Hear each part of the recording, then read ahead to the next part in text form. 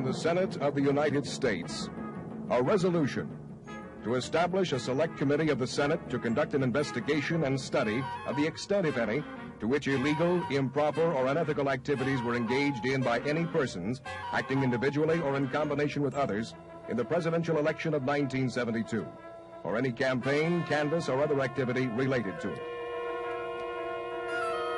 Yesterday, I sat in this hearing room while a man named John Priestis did everything in his power to stain my good name and that of the National Hispanic Finance Committee. I am appalled, shocked, and disgusted with the tenor of his testimony. NPAC brings you Washington, November 8th. Tonight, unabridged videotape coverage of today's hearings by the Senate Select Committee on Presidential Campaign Activities. Here is NPAC correspondent Jim Lehrer. Good evening. It was a short day for the Senate Watergate Committee, just a 2.5-hour session today. They heard only one witness, Ben Fernandez, a California economist who headed a 1972 Nixon finance group called the National Hispanic Finance Committee for the re-election of the president. Fernandez denied emphatically that he participated in a shakedown of Florida homebuilder John Priestis. As you recall, Priestis told the committee yesterday that he agreed to contribute to the Nixon campaign in hope of resolving his problems with the federal government. The bulk of the Fernandez testimony today dealt with his dealings with Priestis and the campaign's chief fundraiser, former Commerce Secretary Maurice Stans. This total story called Watergate continued its rocky path elsewhere today, too. The new Watergate special prosecutor, Leon Jaworski, told a House committee that he felt he had adequate independence to pursue his job, including the right to sue the president. Rosemary Woods, President Nixon's personal secretary, told Judge John Sirica that the quality of the presidential tapes is poor. Many of the words are inaudible, she said. The AFL-CIO urged its 13.5 million national members to write their congressman and urged that the president be impeached. There were also further developments in the investigation involving Senator Edward Gurney, a Republican member of the Watergate Committee. Peter Kay has a rundown on that. Peter? Normally, this chair is occupied by Senator Gurney, the Florida Republican who has been the president's closest supporter on the Watergate Committee. But except for a few hours yesterday, this chair has not been occupied by Senator Gurney for the last few weeks. And now it looks as if Senator Gurney himself may be in as much trouble as many of the witnesses who have appeared before the committee. The Miami Herald reported today that a former Gurney political aide, Larry Williams, has agreed to plead guilty to 2 felony counts in connection with collecting more than $300,000 for a Gurney Boosters Fund. And Gurney's former administrative aide, Jim Groot, has told Justice Department investigators that in 1971 and in 1972, he collected thousands of dollars in envelopes from Williams to put into the fund, which he said was used for travel expenses, for office expenses, and other things. But it was never reported, and now I think the IRS is also looking into the fund. One of the contributors was Miami builder John J. Priestis, who testified before the committee yesterday that he tried to give the committee to re-elect the president $25,000 to ease his troubles with the Federal Housing Administration. Priestis also reportedly gave $30,000 to Gurney in cash in a brown paper bag, and for a while his troubles with the FHA were eased. But now Priestis, too, has pleaded guilty to federal charges and is awaiting a prison sentence. And Gurney, who was not on hand to either listen to Priestis or to question him yesterday, so far has refused comment and can only wonder where the prosecutor's axe will fall next. Jim? All right, Peter will be back at the close of tonight's broadcast with Stephen Hess, former Nixon aide, author, and political scholar, to discuss the day's events, among other things. Let's go now to the hour-by-hour guide to how Mr. Fernandez's testimony unfolded today. In the first hour, he opened with a prepared statement labeling yesterday's testimony of John Priestis as onerous. He said he was appalled, shocked, and disgusted with what Priestis had to say, and he denied that he ever agreed to help Priestis with his government housing problems in exchange for a political contribution. In the second hour, Fernandez said Nixon finance chief Maurice Stans declined to finally accept a $25,000 contribution from Priestis after checking out the extent of his problems with the government. This man's in trouble up to his ears, was the stand's report, according to Fernandez, who said Priestes' main complaint to him had concerned a bad press. In the short third hour, Fernandez explains his work and troubles with a government-supported agency, the National Economic Development Association, called NEDA, and denies a series of allegations posed to him by Senator Montoya. And now to the gavel, wielded by the Vice Chairman, Senator Howard Baker of Tennessee. The committee will come to order. The chairman is unavoidably detained on other duties this morning, and he asked me to open hearings and proceed, to announce that he would be here shortly. Right. Council will call the first witness, please. Mr. Benjamin Fernandez. Mr. Chairman, Assistant Chief Counsel David Dorson will question the witness. Mr. Dorson. Mr. Fernandez. Would the witness please stand up and hold up your right hand, please? You solemnly swear the testimony you're about to give to this committee will be the truth, the whole truth, and nothing but the truth, so help you God. I do. Thank you, sir. Would you be seated? Mr. Dorson, thank you. Thank you, Senator. Mr. Fernandez, I see that you're represented by counsel. Could counsel please identify himself for the record? Yes, I'm Codes John Honey of Los Angeles, California. And I'm Nathaniel Ely of Washington, D.C., Maryland. Mr. Fernandez, I understand you have an opening statement to read. Yes, sir. Could you please go ahead and read it? My name is Benjamin Fernandez. My address is 19913 Blackhawk Street, Chatsworth, California. I am an economist. I have been active in community and civic affairs for the past 10 years. Currently, I serve as a trustee of the Claremont University Center, Claremont, California. As a trustee, the Council on Opportunity in Graduate Management Education, Cambridge, Massachusetts. As a member of the board of the National Center for Voluntary Action, and a member of the board of the President's National Council for Minority Enterprise. Previously, I served as board chairman and president of the National Economic Development Association, which was established to foster the free enterprise system among Spanish-speaking people of the United States. I served in this position as a full-time executive without compensation. Knowing that Maurice H. Stans, then Secretary of Commerce, was soon to become chairman of the Finance Committee to re-elect the president, I asked him for permission to organize the National Hispanic Finance Committee for the re-election of the president. On February 24, 1972, permission was granted, and I became chairman of the committee, reporting directly to Secretary Stans.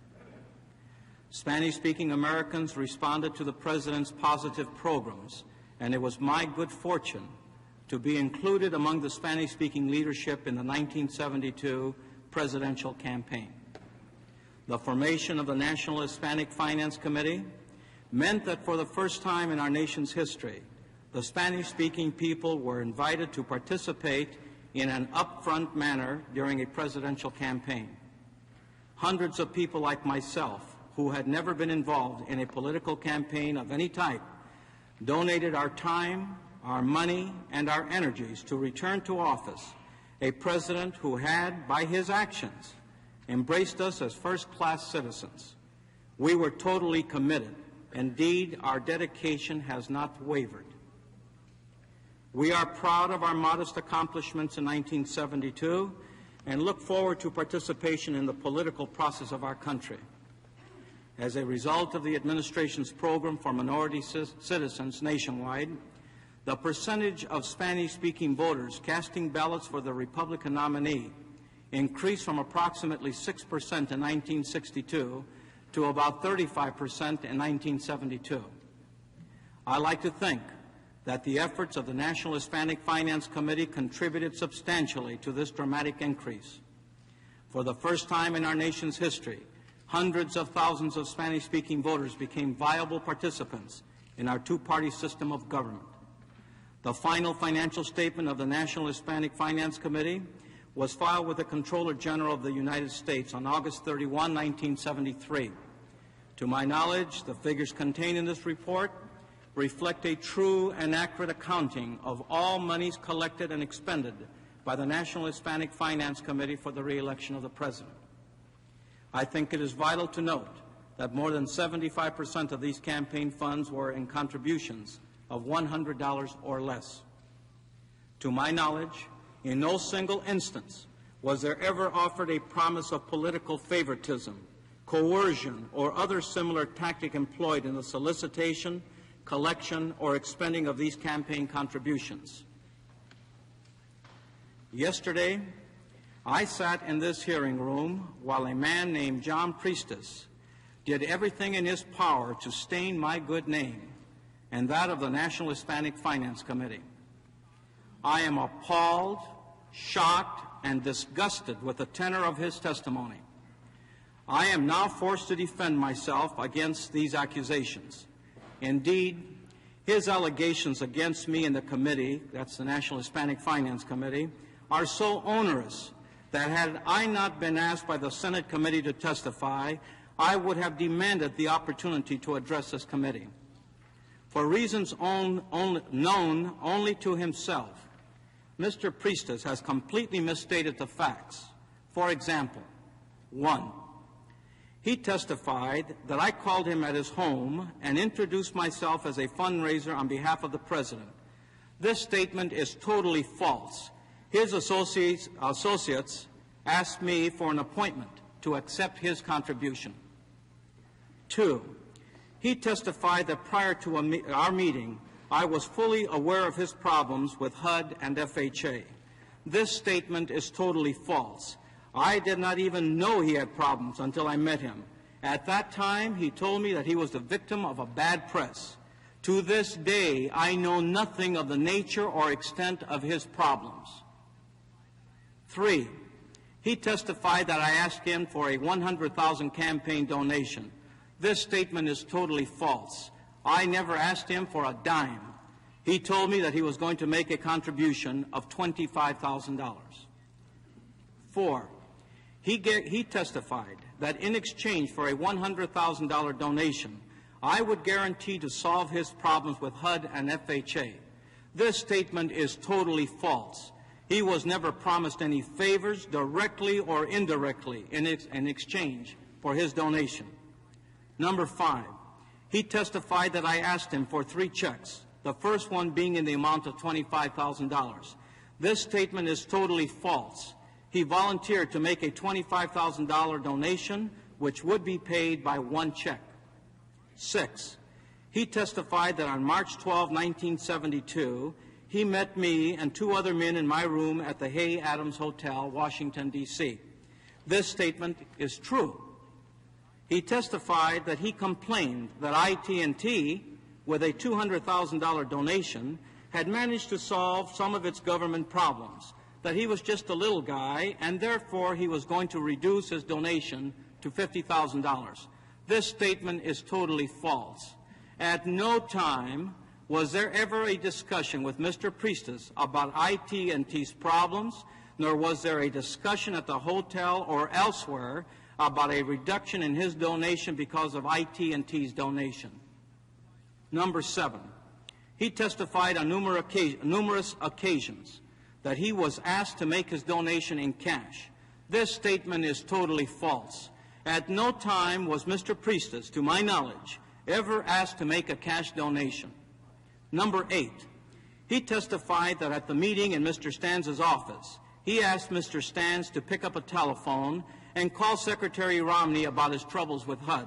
This statement is totally false. I was present during the meeting, and at no time did he ask Secretary Stanz to call anyone. Gentlemen, it is my unshakable belief that the American system of fair play will prevail, not only in politics but in our day-to-day experiences. Defending myself as I have done today might deter some people from participating in the political process. I am not deterred. I am more convinced than ever that I must continue to work with the Spanish-speaking people, that this must be a lifetime commitment on my part. I will continue to give of my time and energy in the full belief that our people will continue to move upward in our society, participating fully in every aspect of our society. Thank you very much. Thank you, Mr. Fernandez.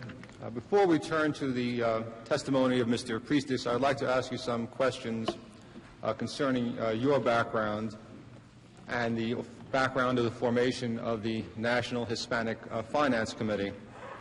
Could you first tell us how the committee came to be formed? Yes, sir.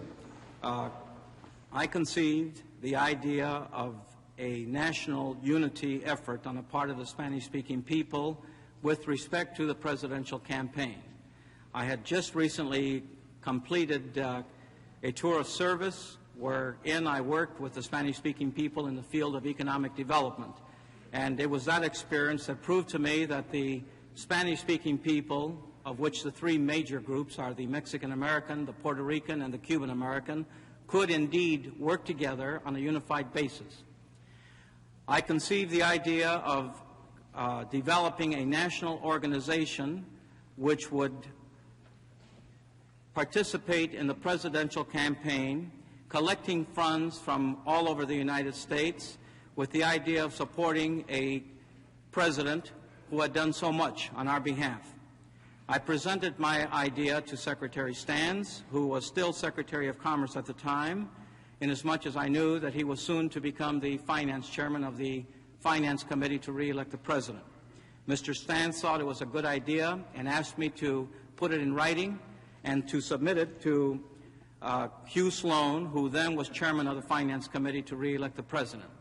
I prepared a complete report outlining the objectives, the management principles, the methodology, goals, the merchandising techniques, a management team, things of that sort.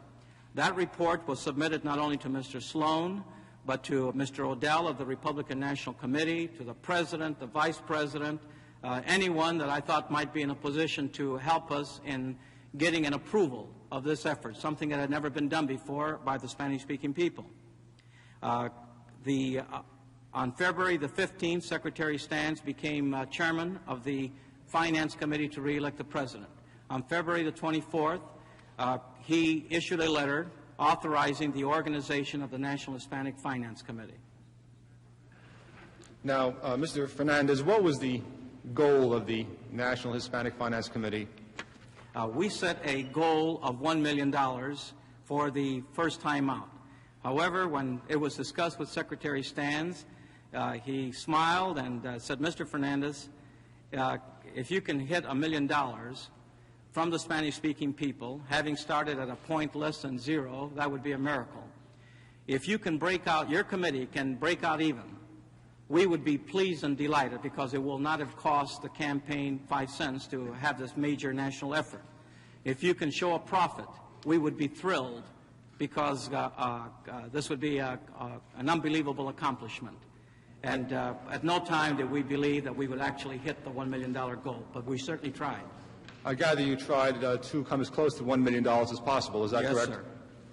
Now, with respect to your own personal situation, I gather you served without any compensation. Is that correct? Yes, sir. I took off approximately 9 to 10 months from my own business and worked as a full-time national chairman of the National Hispanic Finance Committee with no compensation whatsoever. I was a full-time volunteer.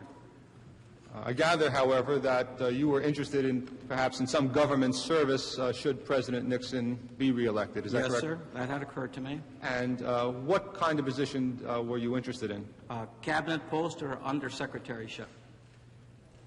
And am I correct that when people asked you why you were doing this, in addition to stressing the role of the Spanish-American people and what President Nixon did for them, you would at times get around to talking about what your personal role might be in the future administration. Is that correct? No, not really. I was not looking for a job. I took on the assignment with no promises of appointments whatsoever by Secretary Stans or anyone in the administration.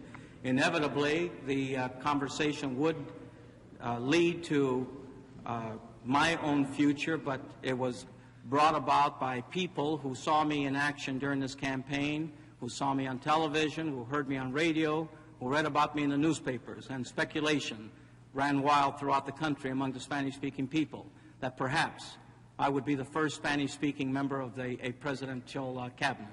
So you were hoping that you would be the person to benefit from the recognition that the campaign effort might produce. Is that right? No, that's not accurate at all, sir. I was hoping that if the President, in his wisdom, saw fit to appoint someone like myself to a cabinet post, I would be pleased and delighted. But if it were someone else, I would still be pleased and delighted. Your background is as an economist, is that correct? Yes, sir. Was one of the positions that you thought you might be qualified for that of Secretary of Commerce? Yes, sir. And do you believe you might have mentioned this to Mr. Priestes? I don't recall ever mentioning anything to that effect to Mr. Priestes. But is it quite possible that you did mention it? It's possible.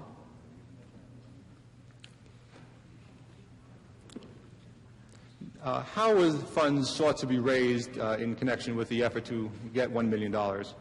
Initially, we went to the direct contribution route, asking members of our executive committee, for example, to make a $1,000 donation. We also had a National Advisory Council. Each of the states in which we worked, in which we had committees, had an advisory staff. They were asked to make direct contributions, but the direct contribution route ended very swiftly because that's a very tough proposition. And our people, the Spanish-speaking people, don't have a track record of making donations, and it was we had a lot of pioneering work that had to be done. Am I correct that you solicited campaign contributions for the National Hispanic Finance Committee from individuals other than Spanish-speaking persons? Yes, on occasion. I have a lot of non-Spanish-speaking friends, for example, and I would have no reluctance whatsoever to ask them to make a donation to the National Hispanic Finance Committee. A lot of people who identify with the problems of the Spanish-speaking people and were interested in seeing to it that we came as close to our goals as possible. Am I correct that the goal would be measured by deposits or contributions to the National Hispanic Finance Committee? Is that correct? Yes, sir. And that payments or contributions or checks made out to some other organization would not count towards your goal? No, that is not accurate. For example, if a check were made, a donation were made out to one of the many committees authorized by the Finance Committee to re-elect, those funds would be credited to our committee. But you were stressing your role, of course, as chairman of the National Hispanic Finance Committee. Is that correct? In regard to what? When you say I was stressing my role? With respect to solicitation of campaign contributions. Not really. I was a national chairman. My name appeared on the letterhead, which spoke for itself. My job primarily was to organize a national effort. My job primarily was to identify Spanish-speaking leadership throughout the United States. Then, once having done that, recruited them to our program, then motivated them, and give them an outline as to how they should organize their state. Then my job was to submit different financial programs to each of the state chairmen. On numerous occasions, I was the keynote speaker, both in Spanish and in English, in different states throughout the country. And I would be introduced as the national chairman of the National Hispanic Finance Committee for the re-election of the President. I gather because of the... May we have a moment?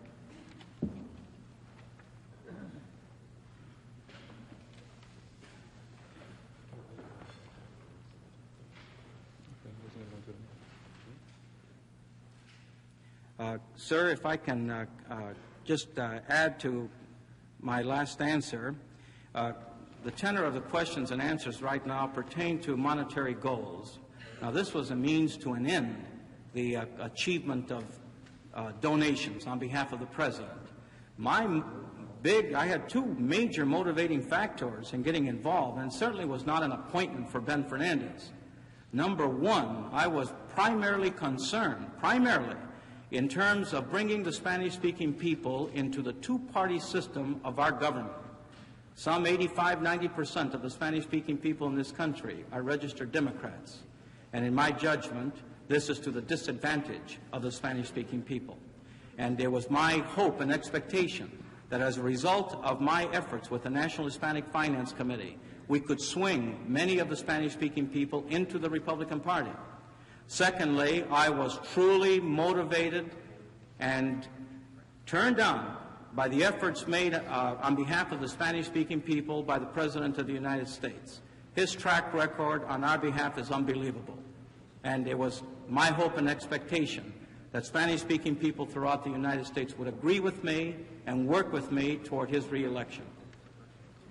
Mr. Fernandez, were you during 1972 familiar with some of the matters that came up yesterday during Mr. Maramoto's testimony concerning the efforts of the executive branch of the government to give contracts to Spanish-speaking companies favorable to the administration and deprive companies that were unfavorable to the administration in terms of these contracts? No, sir. So that was not known to you when you made your decision? That is correct. I knew that nationally there was a major effort on the part of the administration to award contracts to Spanish-speaking businessmen.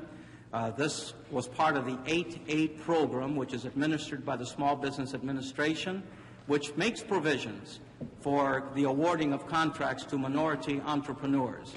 This is a program that had been in operations for some 3 years. I was fully aware of that aspect of the administration's efforts to award contracts, but I was not aware of any program, official or unofficial, on the part of the administration to use this program as a political tool. You mentioned a minute ago the question of various state committees. How many state committees were there? Let's see. We had a committee in California, Colorado, Arizona, Texas, Illinois, New York, and Florida. And in your own mind, did you have a particular state that you thought would be most successful? Yes, sir. And what was that? Florida. And what was that the state that you chose to initiate your fundraising efforts? Yes, sir. We needed a model to show the Spanish-speaking people throughout the United States as to what could be done by management, careful organization, solid management techniques.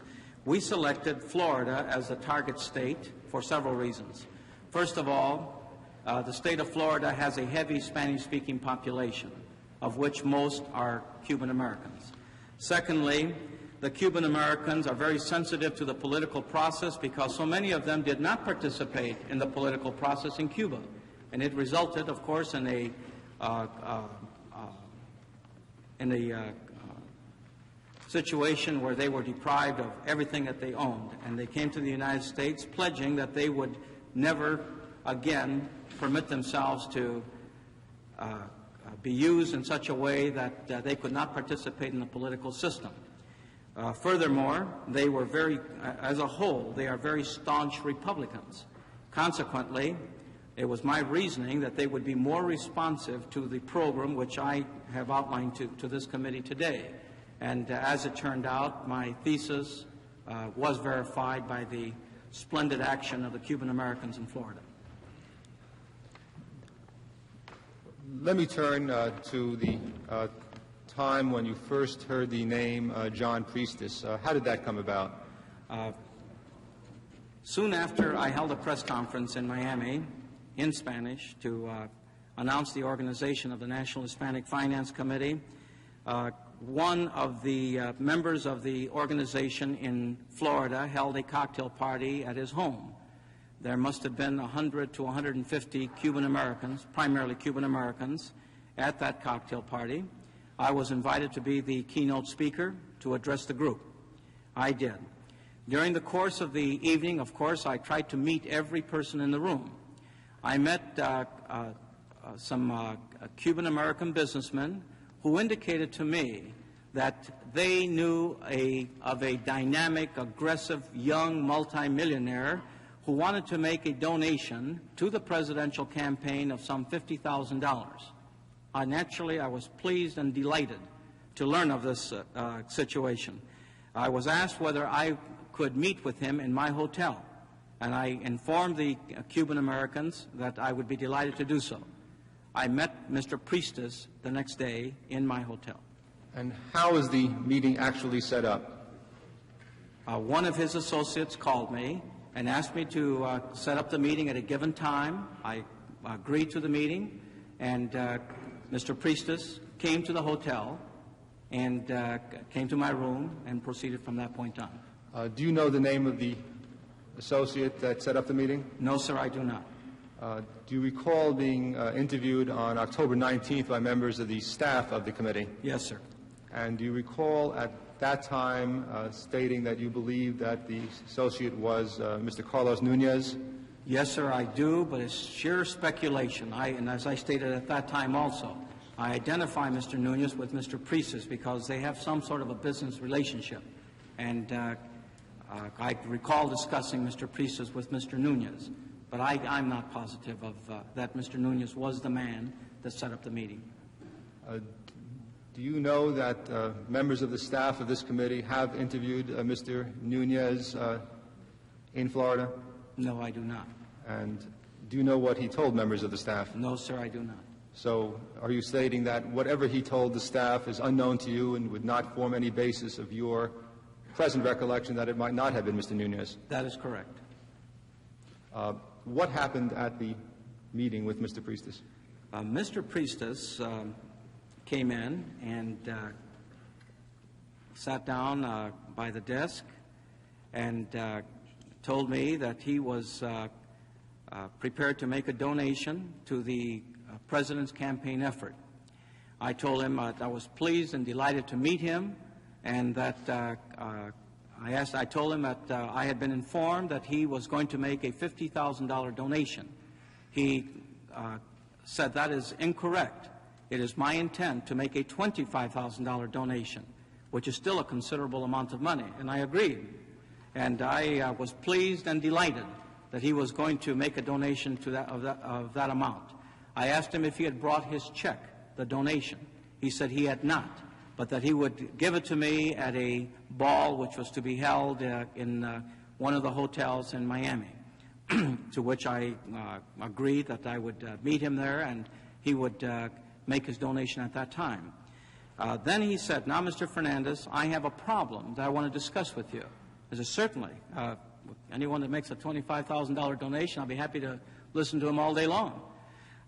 He sat down and told me that he was a victim of a bad press, that the Miami Herald was harassing him, that he was a contractor that had been involved in the construction of low-cost housing, and that his company, because of his ability, had been able to garner some 80% of the total contracts being awarded by HUD in his area.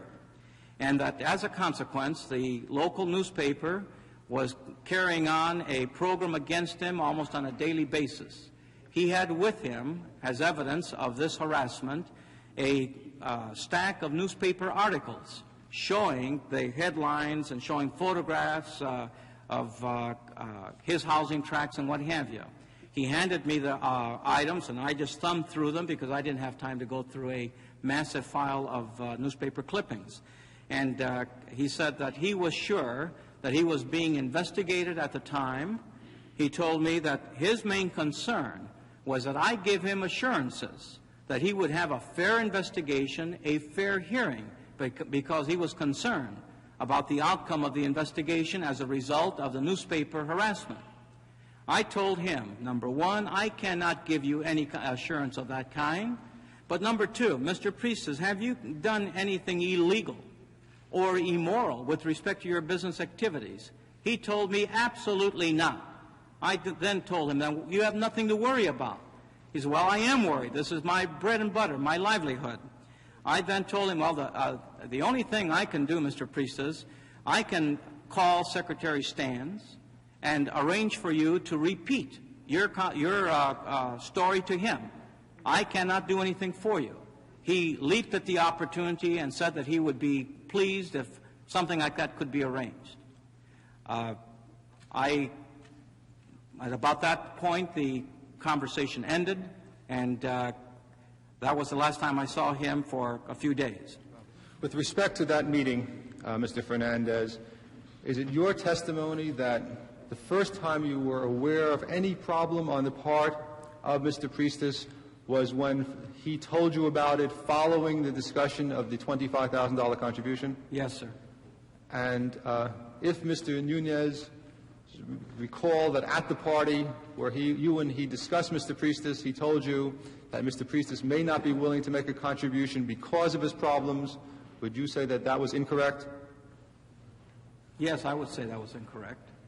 So that you would be prepared to stand by your testimony, even if Mr. Nunez's recollection was that he told you that Mr. Priestes was having problems and therefore might not be willing to make a contribution at this time. That is correct, because no such conversation took place between Mr. Nunez and myself.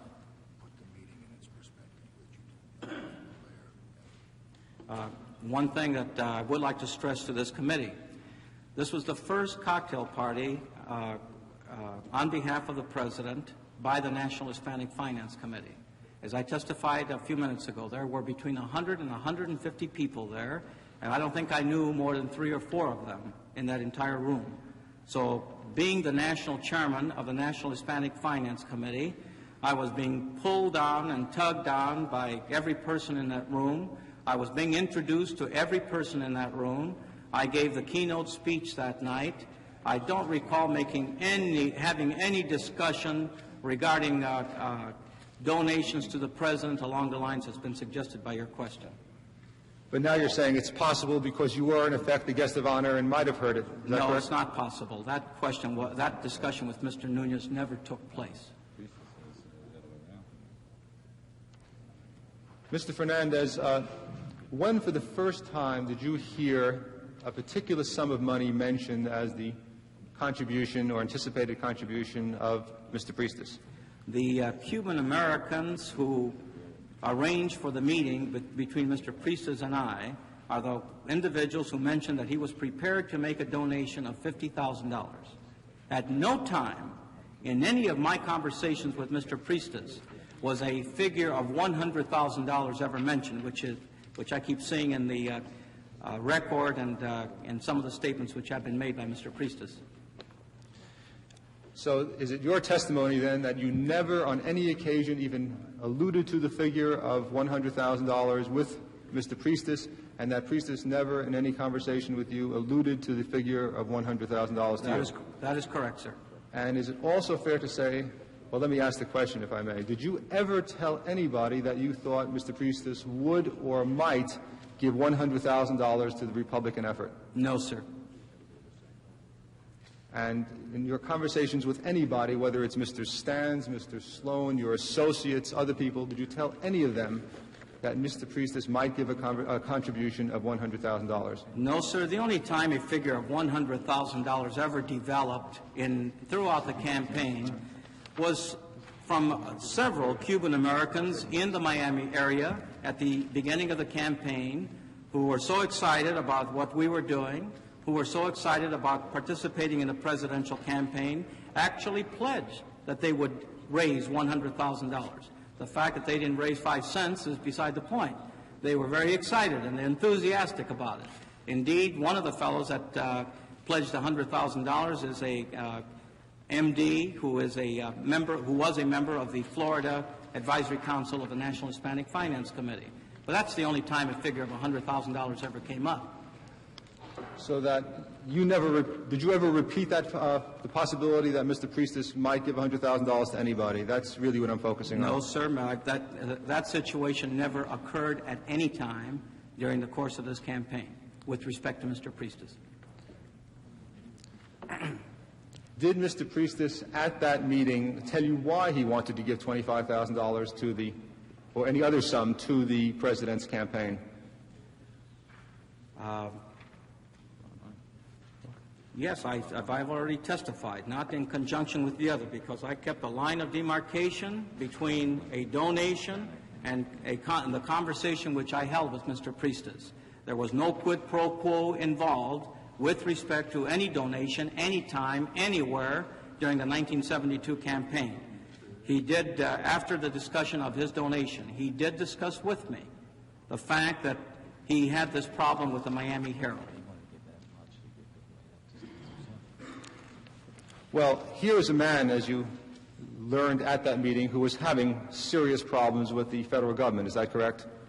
No, I don't know that's correct. He told me that he was a victim of a bad press. To this day, I don't know what his problems were with the federal government.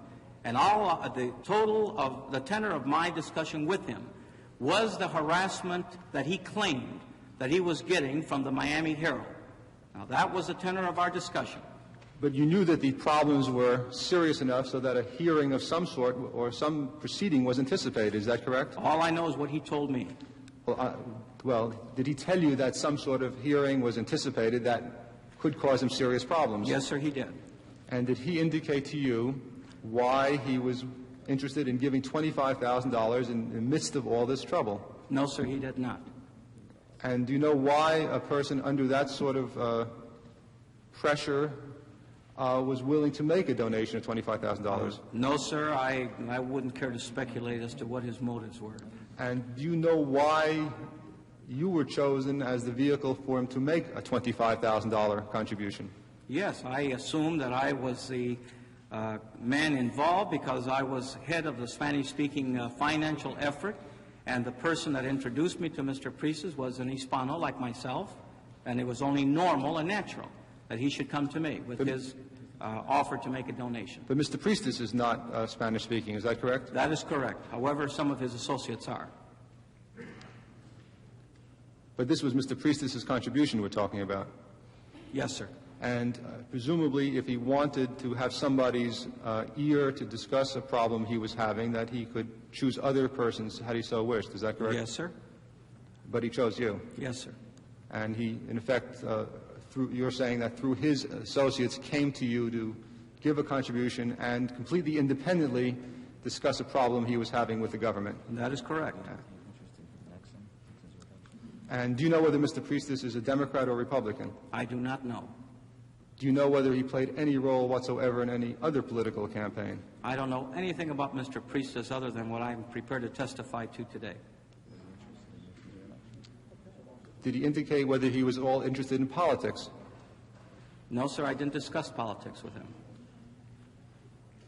Did he indicate why it was Mr. Nixon to whom he wanted to contribute? No.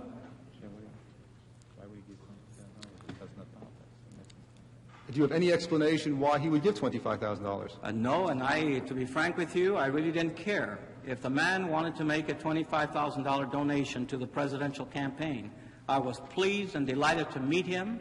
I would have been pleased and delighted to have accepted his donation. Did he indicate whether he expected to have any difficulty in raising the $25,000? He might have, but I don't recall. It's possible. Didn't this sound strange that a person in the midst of trouble would want to make a $25,000 contribution for no apparent reason and indicated at the same time that he was having difficulty raising the money? I didn't find it strange. It's been my experience in economics and finance that people with a heavy net worth generally have a cash short situation. They generally invest in land, stocks. They have a stock portfolio, and some people with net worths in excess of six figures have difficulty in scraping up $5,000. That didn't strike me as strange or peculiar. But even with respect to a person who was in serious or apparently in serious difficulty at the time? I didn't go into his background or the seriousness of his background or his problems, other than what he discussed with me with respect to the press. I gather you were happy that he was coming to you with the $25,000, though. I was delighted because it would have really built up our track record. And were you encouraging him to make this contribution? Yes, sir. I did everything I could to please him and offered him coffee and listened to his story of woe. And I was busy. I was running around this country like a chicken with my head cut off. Last year I traveled over 250,000 miles on behalf of the presidential campaign. I worked an average of 80 hours a week, and I still felt that I could sit down and listen to a $25,000 donor anytime, anywhere. In fact, $25,000 was larger than any sum you solicited. Is that correct? I didn't solicit $25,000 from him, but it's the largest possible donation that we would have received. Did you indicate to him that you had heard that he wanted to give $50,000? Yes, sir, I did. And what did he say about that? He said, no, that's wrong. It's $25,000, to which I still smiled from ear to ear, because that's a lot of money.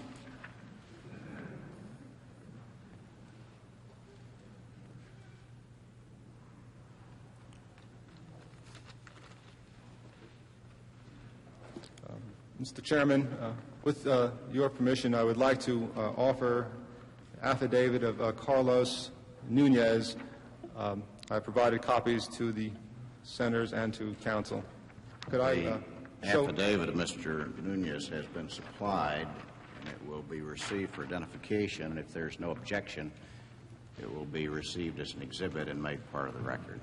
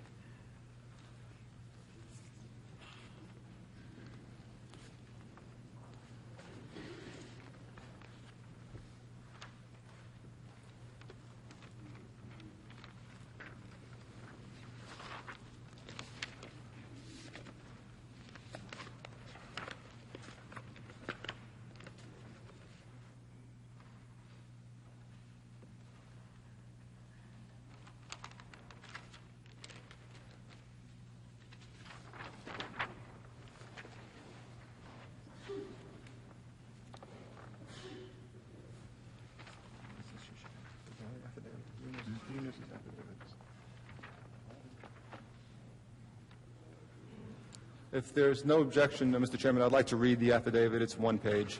The exhibit has been received in evidence. I believe counsel may proceed. Thank you. It's an affidavit to the Senate Select Committee on Presidential Campaign Activities, State of Florida, Dade County. Carlos Nunez, being duly sworn, deposes and says, I am presently employed and have been employed for many, open parentheses, 2 years, close parentheses, as a builder. In early 1972, around February, I was invited by Mr. Julian Vinas to attend a cocktail party at his home in Coral Gables to raise money for the re-election of the President through the Hispanic Finance Committee. At this party, I was introduced to Mr. Benjamin Fernandez, Chairman of Hispanic Finance Committee, by the host, Mr. Julian Vinas. I talked to Mr. Fernandez about my association in the past with Mr. Priestes in a general way. At the time, Mr. Priestes was making headlines about his problems with the FHA. I was asked, besides my contribution, if I knew any persons who could make contributions. Obviously, Mr. Priestes's name came up. I said, with all the problems at that time, I didn't know if he would be in the position to make any contribution. A few days later, I found that there had been contact between Mr. Fernandez and Mr. Priestes, and I was told by Mr. Priestes that he made a contribution and that Mr. Woolen loaned him the money. I did see Mr. Fernandez a couple of times after the party, but never discussed Mr. Priestes's contribution or any related matter with him. Furthermore, I was never told by Mr. Fernandez that he could help Mr. Priestes or from Mr. Priestes that he could get help from Mr. Fernandez. And it's signed Carlos Nunez and notarized.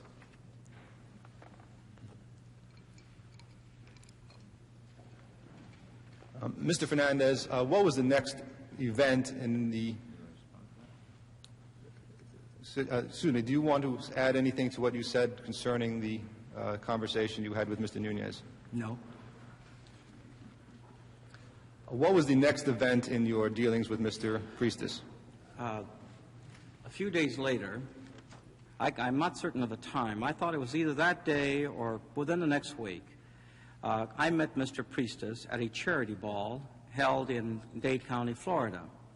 It was at this time that he was to bring a $25,000 check, which represented his donation to the National Hispanic Finance Committee. I was a guest of Mr. Manolo Casanova, who was the state chairman of Florida, of the National Hispanic Finance Committee.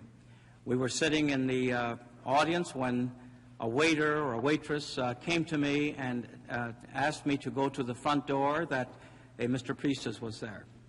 I went to the front of the door of, not the front door, but the entrance to the banquet, and I met Mr. Priestes. He was accompanied by a young lady, and he was supposed to make delivery of his donation at that time. So after I saluted him, greeted him warmly. I asked him whether he had brought his donation with him, as he had promised. He said no, he had not. However, that he would bring it with him when we went to Washington, D.C. to visit with Secretary Stans. He was a $25,000 potential donor, and whatever he wanted was my wish. But whatever I can do to please you would be fine. No problem whatsoever, Mr. Priestes. And I said some pleasantries and excused myself and went back to my table. Mr. Priestes was indicating that he just wanted to meet with Mr. Stans? Yes, sir. He wanted to repeat to Secretary Stans the same story which he had given to me. And what did Mr. Priestes indicate was the reason why he wanted to repeat this story to Mr. Stans? The same reason he gave me, that he wanted assurances that he would be treated fairly in the course of his investigation, in the course of his hearing, that he would not be crucified as a result of the bad press which he was receiving in Miami, Florida. Well, was he concerned particularly about the bad press in the abstract, or was he concerned about the effect of the bad press on his hearing? Who knows? I don't know what his main area of concern was. All I can repeat to you is what he told me. But he was trying to get assurances at the very least, or what you say he told you, that he would get a fair hearing despite unfavorable press. Is that right? Yes, sir. And how would you accomplish that if you were trying to accomplish that? I haven't the slightest idea. That's beyond my province, and I told him so. I have no idea. I can't give you that kind of an assurance. All I can do is to bring it to the attention of my superiors and let them discuss it with you. I don't know what can be done, if anything. And I might add something else, sir. Had Mr. Priestes come to me and said, Mr. Fernandez, I need your help. I'm in trouble with HUD or FHA or the press or what have you, I would have listened to Mr. Priestes whether he had given a $1 donation or none. I have a track record of volunteerism in this country that's unbeatable. In the last 4 years, I have served as a volunteer 2 of the last 4 years without compensation to anyone. I like to think of myself as a kind, compassionate man who reaches out to help the people that ask him for assistance and help whenever possible. And I will continue to work in the field of volunteerism. So there, as far as Mr. Priestes is concerned, he could have come to me directly and asked me for my help, and if it were within my province to give him that help, he would have received it. But I gather you do not consider Mr. Secretary Stans in quite the same category as you do with respect to generosity as to his time. That is absolutely not true. I have known Secretary Stans for some 5 years, and I consider him one of the kindest, most compassionate men I have ever met in my life. What he has done with respect to the minority communities as Secretary of Commerce, namely the organization of the Office of Minority Business Enterprise, with all of its components from the standpoint of bringing us into the free enterprise system, is one of the most remarkable stories in America that one day will be told in depth. I love that guy.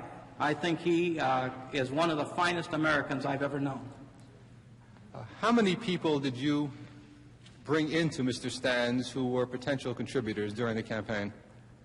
I think Mr. Priestes was the only one, although I did, on occasion, bring members of the National Hispanic Finance Committee, who were all donors, and some of them pretty heavy donors, in to meet Mr. Stans and be photographed with him, get the full treatment. We liked it. Who were some of those individuals? Mr. Casanova, Mr. Fernando Oaxaca, O-A-X-A-C-A,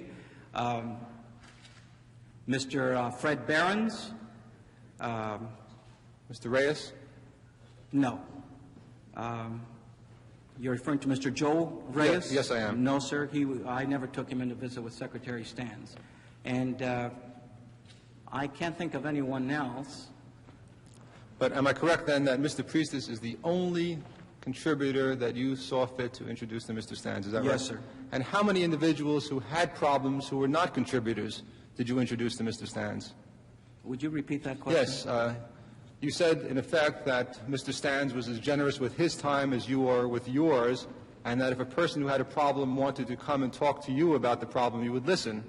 And I'm asking whether you ever brought any other individual to Mr. Stans who was not a contributor so that he could listen to this individual's problems? I never brought any other individuals to Mr. Stans who had problems, and he, like myself, was fantastically busy last year, and I was grateful that he could give us the few moments, which he did give to members of my committee. Well, let's move ahead to the time that Mr. Priestes met you in Washington, D.C. Yes, sir. When was that? I believe that was March 12, 1972. I was registered at the Hay Adams Hotel, Washington, D.C. This was the night before the meeting with Secretary Stans. I was in my room having a drink with a couple of members of our committee when the phone rang. Mr. Priestes was in the lobby and asked to come up to discuss with me the place of meeting. I invited him to come up and have a drink with us. He came to my room, and I gave him the address of the Finance Committee to re-elect the President, told him the time that I expected him there, offered him a drink, which he declined. He said he had just arrived and he was tired, and he left. The two men who were in the room with me were Fernando Oaxaca, the treasurer of the National Hispanic Finance Committee for the re-election of the President, and also a member of the Executive Committee. The other man was Manolo Casanova, the state chairman of the state of Florida of the National Hispanic Finance Committee. There were no discussions in that room with respect to Mr. Priestes's donation. There were no discussions with him with respect to the IT&T matter to which he testified yesterday. None whatsoever. Am I correct, though, that that was just about the time that the ITT was in the newspapers? I don't know whether it was or not. Well, were you following the fortunes of the Republican campaign effort at that time? I sure was. And when you learned of the ITT allegations, I gather you were upset. Is that correct? Yes, like everyone else. And was this a subject you were discussing among your friends, particularly friends who were working with you on the campaign? No, not particularly. While as an individual I would be concerned with matters of that type, when two or three Spanish-speaking fellows got together, we were concerned almost exclusively with our own organization, with our own efforts, as I have testified today. And matters like the ITT case and Dita Beard et al. Just did not occupy very little, if any, of our time. Now, Mr. Casanova indicated to me that when he was interviewed by your investigators, that he told them that there had been no discussion whatsoever of the IT&T case, and that your investigators took notes to that effect. And the reason I'm mentioning that, sir, is that I was shocked about this kind of testimony which I heard yesterday for the very first time, and it was a surprise which did not appeal to me at all, because I had no time to prepare or rebut or to get ready to defend myself against that kind of an allegation. Yesterday was the first time you had any word that this allegation would be made? Yes, sir. No word had come to you? None whatsoever. Incidentally, when Mr. Casanova spoke to you and told you that what he had told us, did he also tell you that he had told the investigators that he recalled that the sum of $100,000 was mentioned in connection with this? Yes, he did. And does that refresh your recollection as to whether it was mentioned? No, he told me when I discussed this matter with him that he had indicated to the interviewers the possibility that a $100,000 donation had been discussed, or the possibility of additional donations. But he told me that he was hazy in his recollection, and that he was not certain of the figures involved. And he is mistaken with respect to that, is that correct? With respect to I've never read his statement, so I don't know what he stated to you folks. No, exactly. If he told us that a $100,000 figure was mentioned in connection with Mr. Priestes's contribution, he was mistaken. Yes, sir, he would be mistaken. But he is right when he told you that ITT was not mentioned. Yes, sir, because Mr. Oaxaca also indicated to me that at no time when Mr. Priestes was in that room or anywhere else, anywhere in the country, did we discuss the IT&T situation in relation to Mr. Priestes and his donation. And both men have indicated to me their desire and interest to testify and verify my statements to you today. Fine. Well, I think we found out that Mr. Oaxaca was in the room yesterday. We found out earlier about Mr. Casanova, and we have solicited an affidavit from him, just like we had with every other participant, and we are awaiting that, and we'll, with the Chairman's permission, offer it and make it part of the record when it comes. You're speaking, Mr. Dorson, of the affidavit of Mr. Casanova? Well, this is simply notes of an interview, Mr. Chairman. We asked Mr. Casanova if he would provide us with an affidavit. This was, I believe, sometime last week. We have not received that affidavit. Last evening? Last week. Last week.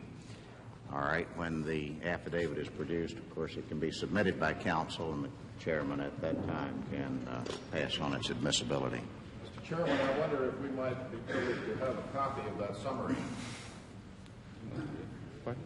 I have no objection. I just have only 2 copies now, but we'll be happy to show you one if you... Well, why don't you give the witness a copy now if we have 2 copies, and we'll supply a permanent copy for your files later. Thank you. Now, this is not the affidavit, Mr. Dorson. That is correct. This is a staff summary, and it is not an affidavit. Did you arrange with Mr. Priestes to see Mr. Stans the following morning? Yes, sir. And how was that done? I originally contacted Hugh Sloan, who was then treasurer of the Finance Committee to re-elect the president. I explained to him the nature of the meeting, which had been requested by Mr. Priestes. He felt that there would be no problem in arranging for said meeting, and said meeting was established. The next morning, after the brief meeting in my room, I met Mr. Priestes at 1701 Pennsylvania Avenue, Washington, D.C., outside of the Secretary's office. Sir? I'm sorry to interrupt, but I do want to do this chronologically. All right. What time was the meeting set for? I don't recall. It was in the morning, though. Could it have been 11 o'clock? It could have been, yes. Do you recall whether the meeting was postponed originally from 9 to 11? I don't recall. But that could have happened also. That's possible, yes, sir. Now, had you communicated with Mr. Stans to set up this meeting? I don't recall whether I talked to Secretary Stans directly, but I do know that whenever I made appointments to visit with the Secretary, I went through Hugh Sloan. So I'm a little hazy on that aspect of it. Was Hugh Sloan, in effect, your liaison with Mr. Stans? Yes, sir. And had you had extended dealings with Mr. Sloan? By extended, Mr. Sloan was the very first man I talked to in the Finance Committee to re-elect when we were organizing our committee, and throughout the period of time that Mr.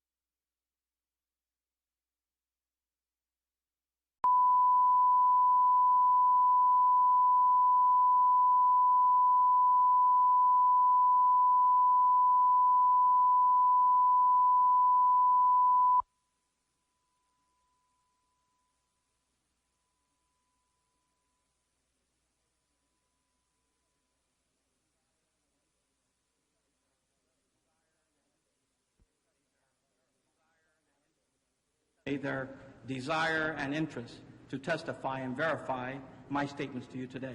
Fine. Well, I think we found out that Mr. Oaxaca was in the room yesterday. We found out earlier about Mr. Casanova, and we have solicited an affidavit from him, just like we had with every other participant, and we are awaiting that, and we'll, with the chairman's permission, offer it and make it part of the record when it comes. You're speaking, Mr. Dorson, of the affidavit of Mr. Casanova?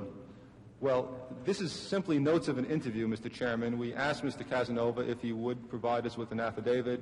This was, I believe, sometime last week. We have not received that affidavit. Last evening? Last week. Last week. All right. When the affidavit is produced, of course, it can be submitted by counsel, and the chairman at that time can pass on its admissibility. Mr. Chairman, I wonder if we might be privileged to have a copy of that summary. I have no objection. I just have only 2 copies now, but we'll be happy to show you one if you... Well, why don't you give the witness a copy now if we have 2 copies, and we'll supply a permanent copy for your files later. Thank you. Now, this is not the affidavit, Mr. Dorson. That is correct. This is a staff summary, and it is not an affidavit.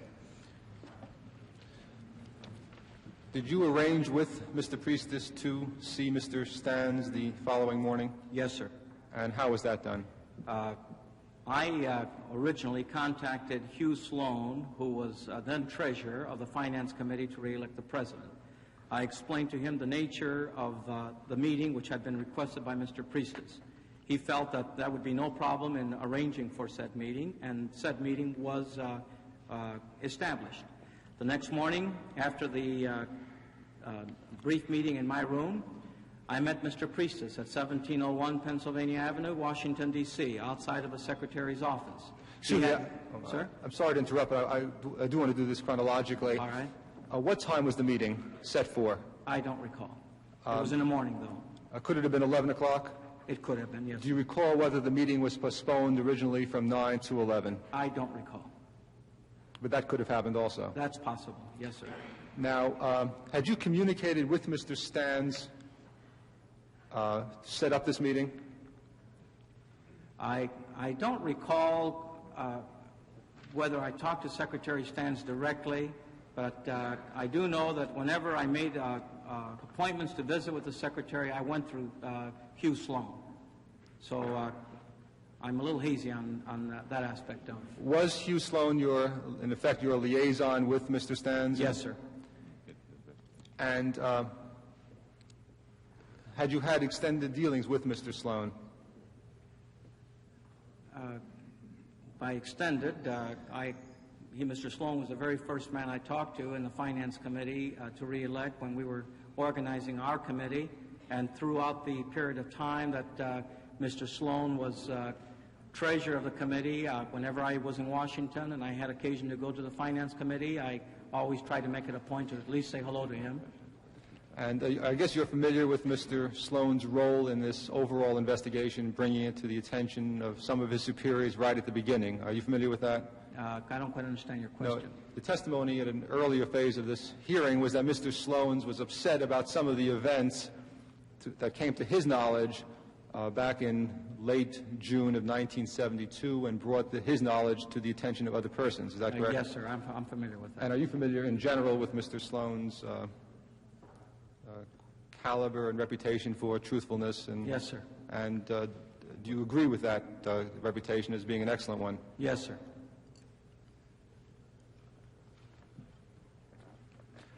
Did you tell any of the persons in Mr. Stans' office anything about Mr. Priestis' background before the time he came to Mr. Stans' office?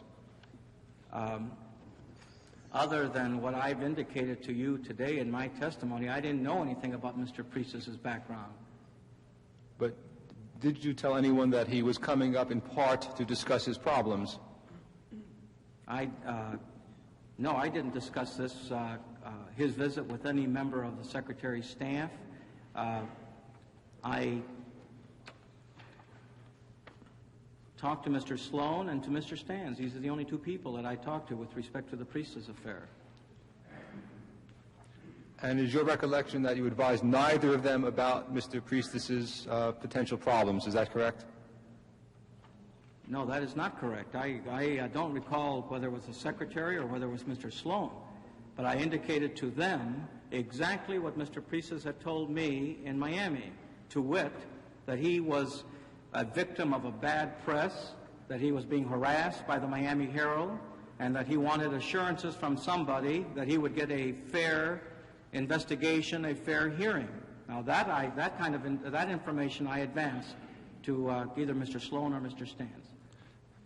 And what size contribution did you tell Mr. Sloan or the secretary that Mr.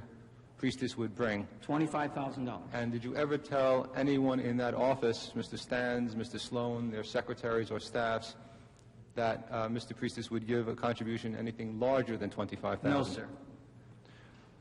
Please tell us, did you ever mention that he was a $100,000 contributor? No, sir. Please tell us what happened at the meeting in 1701. Yes, sir. Mr. Sloan opened the door to admit us, and I stepped in ahead of Mr. Priestes, and I introduced Mr. Priestes to Secretary Stans and introduced him as a potential contributor in the amount of $25,000. We both sat down. The secretary shook hands with him warmly, and Mr. Priestes handed me a check in the amount of $25,000. It was made out, I believe, to the Republican National Committee and signed by a man who I have since learned is named Martin Woolen. I didn't notice the signature other than the fact that it was not Mr. Priestes' signature. And this was the first time you saw that check? Yes, sir. Please continue. I took the check and handed it to the secretary, and who thanked Mr. Priestes for his donation and thanked him warmly. Then Mr. Priestes told the secretary that he wanted to discuss with him his problems in Miami with respect to the harassment that he was receiving by the Miami Herald. He had with him his folder of newspaper clippings to verify to the secretary the fact that he was being subjected to a great deal of criticism and a great deal of pressure almost on a daily basis by the Miami Herald. He handed the folder to the secretary. The secretary thumbed through it possibly in 10-15 seconds, and no more than that. The entire meeting, I might add, only lasted about 12 minutes. He told the secretary the same story that he had told me in Washington, D.C., in Miami, Florida. At no time did Mr. Priestes ask the secretary to pick up a telephone and contact George Romney, who was then Secretary of HUD, and discuss with him his particular problems with HUD. The secretary probed as to the difficulties that he was having. The man stated that he was involved in minor technical difficulties, that he was not guilty of anything illegal, and the secretary turned to him and said, "Young man," or words to this effect, "I don't know anything about you. I don't know what kind of problems you're involved in, but I think I'd better take a look into your personal background. If we find that you are indeed in difficulties of a serious nature, we want nothing to do with you. We want you to know this." Mr. Priestes said, "Fine." Words to the effect, he would welcome that kind of a check on his background. Mr. Stans handed the check back to me and said, "Ben, do not deposit this man's check until you hear from me." And I told the secretary that I would adhere to his instructions. That was about the end of the meeting. Mr. Priestes excused himself, walked out. I talked to the secretary, and he said, "Well, Ben, I'll look into this, and you'll be hearing from me soon." About 10 days later... Excuse me, if I may interrupt, Mr. Fernandez. Yes, I have a few questions about the meeting. At any time, was there a discussion about Mr. Stans making a telephone call to anybody? No. Did Mr. Stans indicate how he would proceed to check into Mr. Priestes' problems? No. No, sir. That just did not happen? No, sir. Had you asked Mr. Priestes to bring up his scrapbook with him? Yes, sir, I did. And what was the purpose of that? So he could show the secretary how he was being harassed by the Miami Herald. Do you know whether the stories in the Miami Herald were true? I haven't the slightest idea. Well, wouldn't it have been just as easy then to have Mr. Priestes explain what was happening to him, since the stories would not presumably add that much to his verbal account? Well, not really. He's emotionally involved in this matter. He's a very nervous, agitated man, and not the most coherent of people in terms of maintaining a steady conversation. I don't think he would have helped me in explaining his particular problems.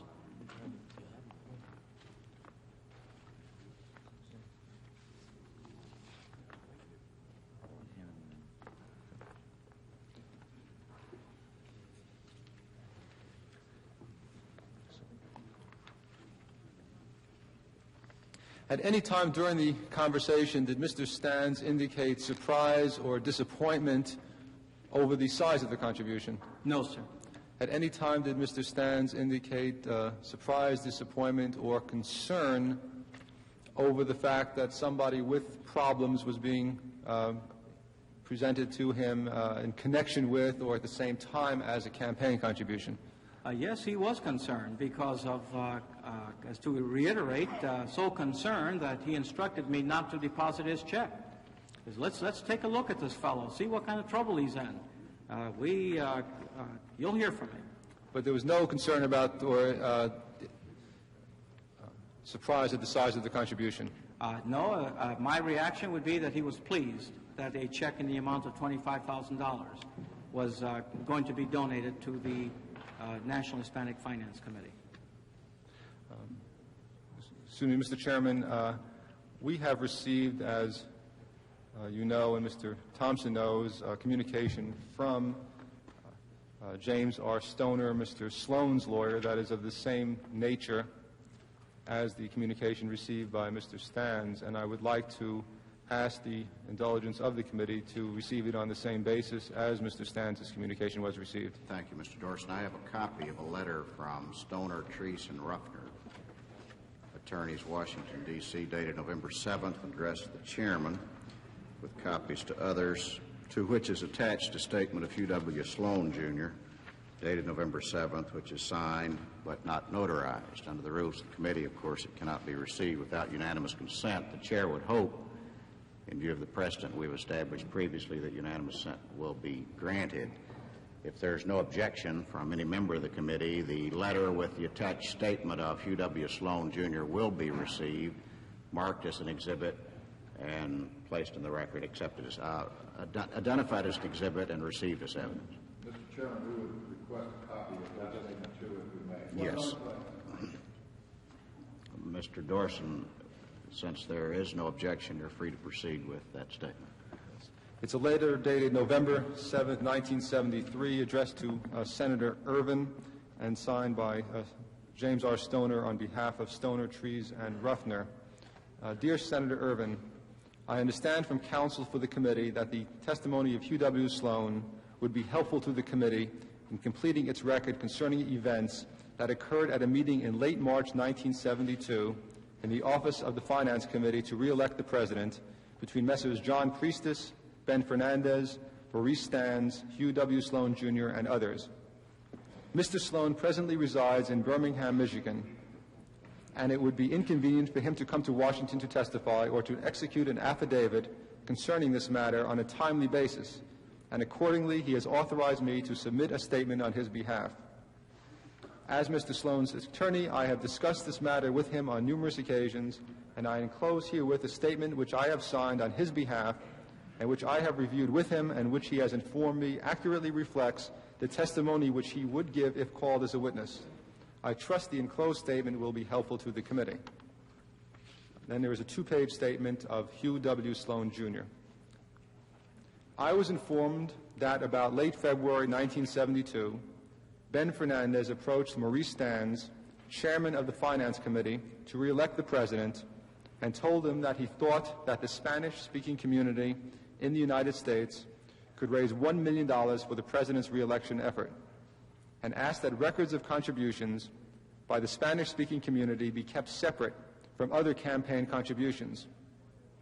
Thereafter, a Hispanic Finance Committee was formed with Mr. Fernandez as chairman, and Mr. Stans asked me to act as liaison with this committee, which I thereafter did.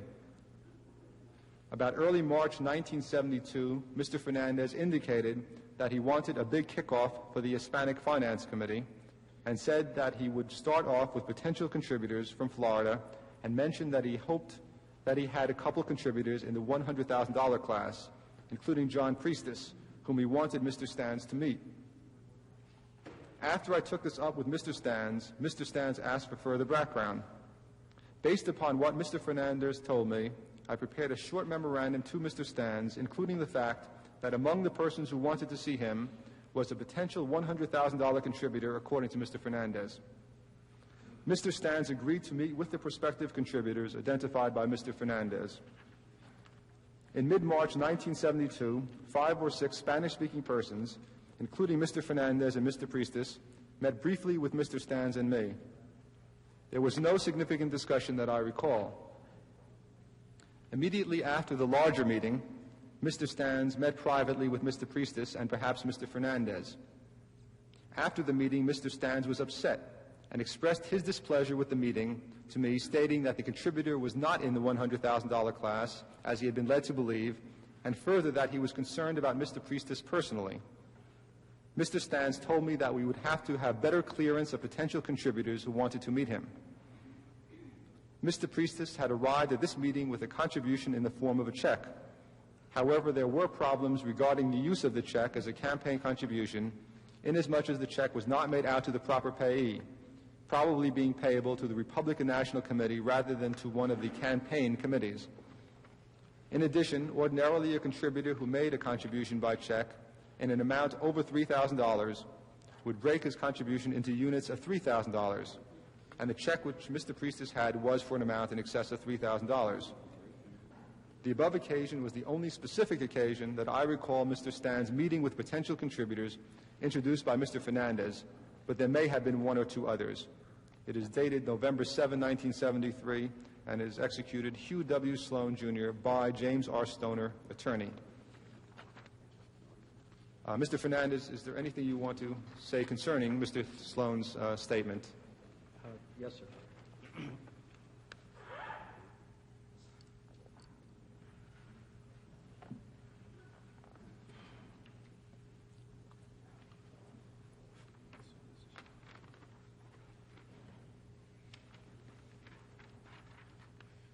Yes, sir, I have read the memorandum, and as a whole, I agree with the data submitted.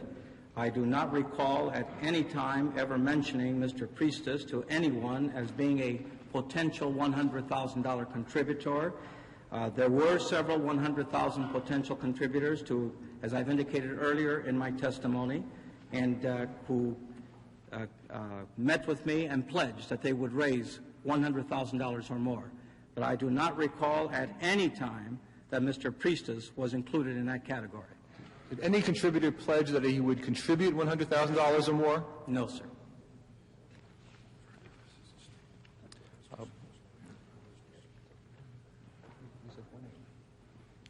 What happened next after the meeting? About 10 days later, I received a phone call from Secretary Stans, and he told me that we should return Mr. Priestis' check to him, that the man was in serious trouble, contrary to what he had indicated to us in the Secretary's office. The Secretary said, much as I hate to return this money to the man, we'd better return it because he's in trouble up to his ears, and it'll make us all look bad if we accept his donation. I thanked the Secretary, and within several days, the check was returned to Mr. Priestis. During the period in question, did you have a number of telephone conversations with Mr. Priestis?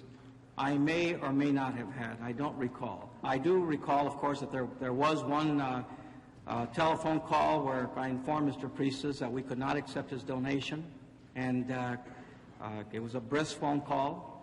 The check was returned. I had been instructed to break all communications with the man, and I was following my instructions. Do you recall whether during the period between the meeting and your communication to Mr. Priestis that the committee could not accept his contribution, whether Mr. Priestis telephoned you? I do not recall whether he did or not. You've heard his testimony that he did. Do you have any reason to doubt that that particular portion of the testimony is not true? Yes, the man is a convicted liar, and his entire story is a complete fabrication. I wouldn't believe him if he said that the sun was rising tomorrow. I'd have reason to doubt his integrity. Mr. Fernandez, in many respects, your testimony with his is entirely consistent in many of the details. Is that correct? Yes, sir, it is. And you've just heard two people indicate, Mr. Casanova and Mr. Sloan, that your testimony or recollection concerning $100,000 was probably not correct. Is that true? No, sir, that is not correct. As I indicated to you, Mr. Casanova informed me that there was a possibility that a $100,000 figure was mentioned when he was interviewed by your staff. Furthermore, I do not recall ever discussing a $100,000 donation by Mr. Priestis with anyone.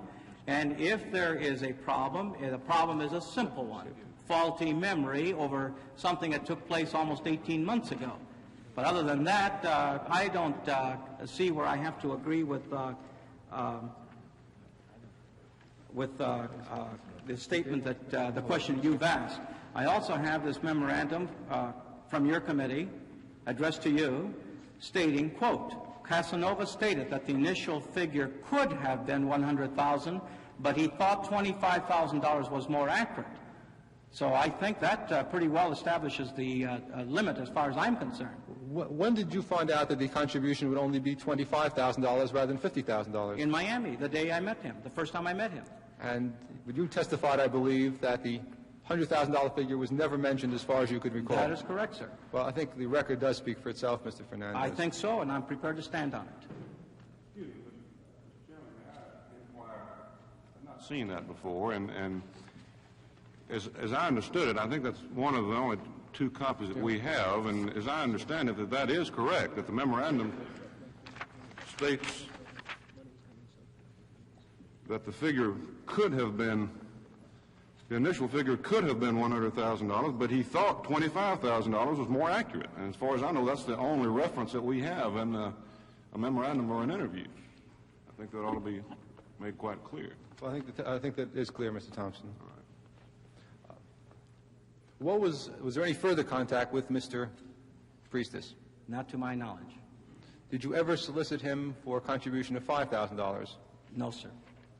I don't recall. Let me qualify that. I don't recall ever having solicited him for any money after the initial contacts with the man. But it may have occurred, is that right? It's possible, but improbable.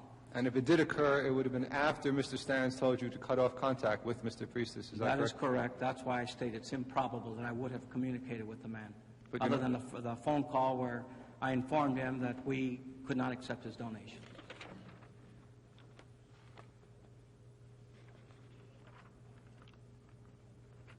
Mr. Chairman, I have no further questions. And that finished the majority staff questioning of Ben Fernandez.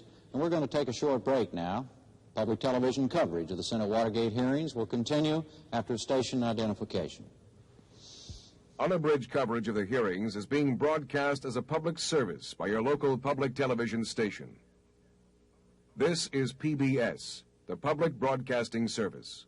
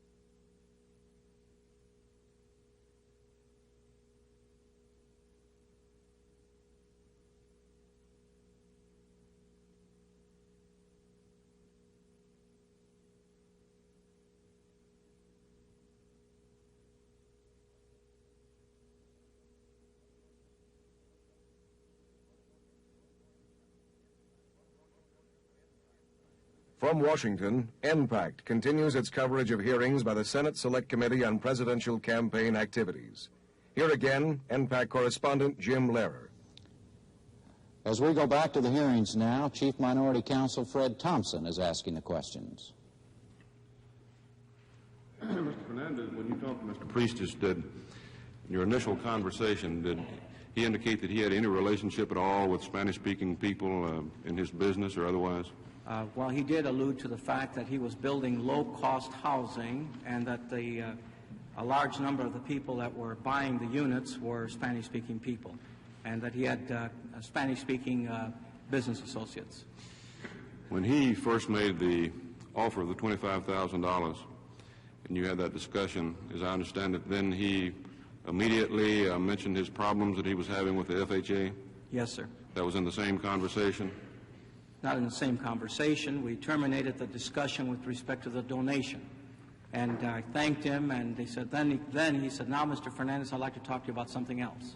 And then we proceeded to discuss his problems in relation to the harassment he was receiving from the newspapers, or he claimed to have been receiving. And, of course, those problems pertained to his activities with HUD. Was his contribution conditioned on what you might be able to do for him with regard to... Absolutely not, sir. Was it not obvious that he expected some return on his money from the tenor of the conversation, the fact that he wanted to speak to Mr. Stans and all the surrounding circumstances? Well, did that not occur to you at that time? Yes, it occurred to me, particularly when he made a request. And his request was to get assurances of a fair and equitable investigation and hearing, that the results of the harassment of the press would not have a bearing on the outcome of the investigation. The man told me he had done nothing illegal or immoral, and he was a frightened man. He said he was afraid. But I didn't know how to handle that kind of a situation. This was my first effort at fundraising ever in my life. So I just turned him over to the boss and let him handle this fellow. Did you have any contacts with FHA officials at that time? No, sir. Have you ever had any dealings with the FHA? No, sir. What in your mind? Other than as a homeowner many years ago. Did you have an impression in your mind at that particular time as to what perhaps might be done for a man in these circumstances? No, sir. I would not get involved in any kind of a situation that would be suggestive of political hanky-panky in the background. I don't want to get into any kind of trouble, and even not wanting to get into trouble. Look at me now. You've mentioned your high regard for Mr. Stans. Would you have put Mr. Stans in a position where he might be questioned or his motivations might be questioned? No, sir. When you called Mr. Stans and proceeded to set up the meeting, how much did you tell Mr. Stans about your conversation with Priestis? And how much did you tell him about his FHA problems in the telephone conversation? I couldn't tell him about his FHA problems because I didn't know what his FHA problems were. I told him about very briefly about the fact that the man had stated that he was being harassed by the press, and the Secretary was very sympathetic with that statement from the standpoint that I think he had been having some problems of his own. And so he agreed to listen to the man, and he agreed to go through his newspaper clippings. And he had shown you his newspaper clippings, is that correct? Yes, sir. Did you suggest to Priestis that he take these clippings and show them to Mr. Stans? Yes, sir, I did. And why did you suggest that to him? There was physical documentation of his assertion or his claim that he was being harassed by the newspapers. And it was a very formidable packet of newspaper clippings. All right. Was it then to present the publicity problem that he was having, or was it to inform Mr. Stans of the substantive problems that he was having with the FHA? Well, as far as I was concerned, it was to demonstrate the publicity problems that he was having. Could you, or as far as you know, could he have explained to Mr. Stans his substantive FHA problems just as well orally without newspaper clippings? I think he would have had problems in communication. He's not, in the few moments that we were with Secretary Stans, he was not very articulate. So they could have had a double purpose then. It's possible, yes, sir. All right. When you got to the meeting with Mr. Stans in his office on March 13, you say that he never asked Mr. Stans, Priestis never asked Mr. Stans to call anyone. That is correct. Did he ever indicate to you in any way, whether by anything he said or any look that he gave you, that he was disappointed or surprised at the tenor of the meeting or the way things were going? I certainly don't recall that he did, other than the fact that he was very nervous and he was possibly disappointed that the meeting didn't last longer than it did. But other than that, I don't know what was going to Did he say anything to you after the meeting? No, sir, because I didn't see him after the meeting. I see. I see. Could you, with as much specificity as possible, tell us exactly what happened as it happened with regard to the conversation pertaining to the check and with regard to the conversation pertaining to his problems, and how long each conversation lasted, if you can? Yes, sir. The first time I met with him in Florida, we had a meeting that lasted, I would estimate, between a half hour and 45 minutes. All right, I'm talking specifically with regard to the meeting with Mr. Stans, when he presented the check. Did he give the check to you, or did he give it directly to Mr. Stans? Now, I believe he gave me the check, and I handed it to Secretary Stans, who then returned it to me. When did you first realize that it was made out to the Republican National Committee?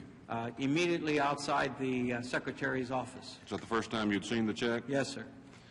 All right. Tell us what happened. Well, we went into the Secretary's office. The meeting lasted approximately 12 minutes, 13 minutes, and Mr. Priestis related to the Secretary basically the same thing he had told me in Miami, Florida.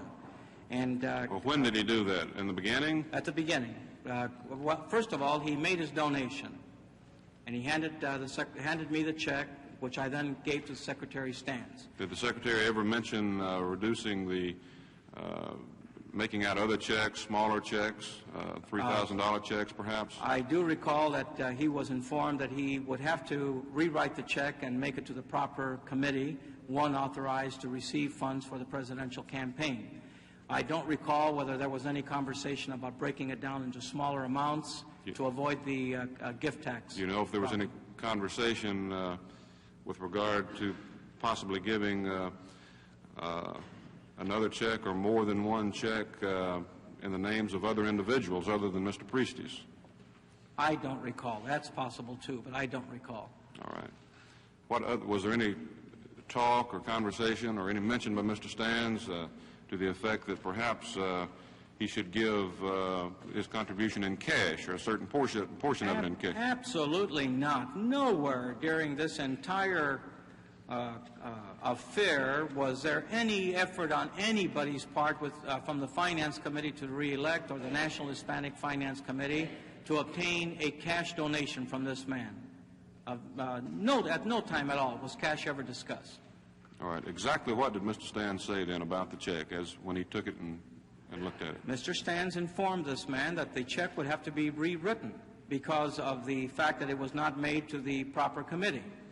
And the Secretary kept the check on his desk, and then Mr. Priestis stated that he wanted to discuss with Mr. Stans this problem that he was having with the press in Miami. And he then proceeded to go into the same dialogue that he had had with me in Miami, Florida. Did Mr. Stans give the check back to you before he went into this dialogue or after? He gave it to me after the dialogue, after the presentation by Mr. Priestis. All right. That's when the Secretary returned the check to me. And the check was on his desk during the conversation? Yes, sir. Did he look at the newspaper clippings? He thumbed through them. For about what period of time, would you say? 10, 15 seconds. All right. And what was his reaction to the newspaper clippings? None, because I don't think he had time to read them. All right. And what did he say to either you or Mr. Priestis? After he listened to Mr. Priestis, he told Mr. Priestis, he asked Mr. Priestis whether or not Mr. Priestis was guilty of any wrongdoing with respect to his corporate activities in Miami, Florida. Mr. Priestes informed the Secretary that he was not. How did Mr. Priestes characterize his problems? As minor technical problems, that's the way he referred to them, and that of no serious consequence. And was he not? He was suspended, I believe, that same day. Did he indicate to you or Mr. Stans that he was in danger of possibly being suspended by the FHA? It's possible that he stated that he might be suspended. He was concerned about this bad press and subsequently an unfair hearing, which could result in some form of suspension for he and his firms. You mentioned cash a moment ago, and that said absolutely not in response to my question about a discussion pertaining to cash. Was it your policy with regard to your particular organization to solicit cash contributions? Absolutely not. Why? It's because, first of all, the receipt of cash in our organization presented a very serious problem. We were very few of us involved. National headquarters, for example, consisted of 2 people, myself and the secretary. And as a consequence, on the few occasions when we did receive cash, $25 or $50 donation, we would have to go to a bank, get a cashier's check, before we submitted it to the Finance Committee to re-elect the President. We didn't have time to do that sort of thing. Consequently, we discouraged at all times, in writing and orally to all the people involved with us, we discouraged the receipt of cash. Of course, Mr. Priestes was present in Washington at the headquarters. If he'd had the cash on him at that particular time, then you wouldn't have had this particular problem that you mentioned. Was there any discussion to the effect that, or any inquiries to whether or not he had cash with him or anything like that? No, sir. And was this the last time you ever saw Mr. Priestes? Yes, sir. I believe you said Mr. Stans called you back sometime later.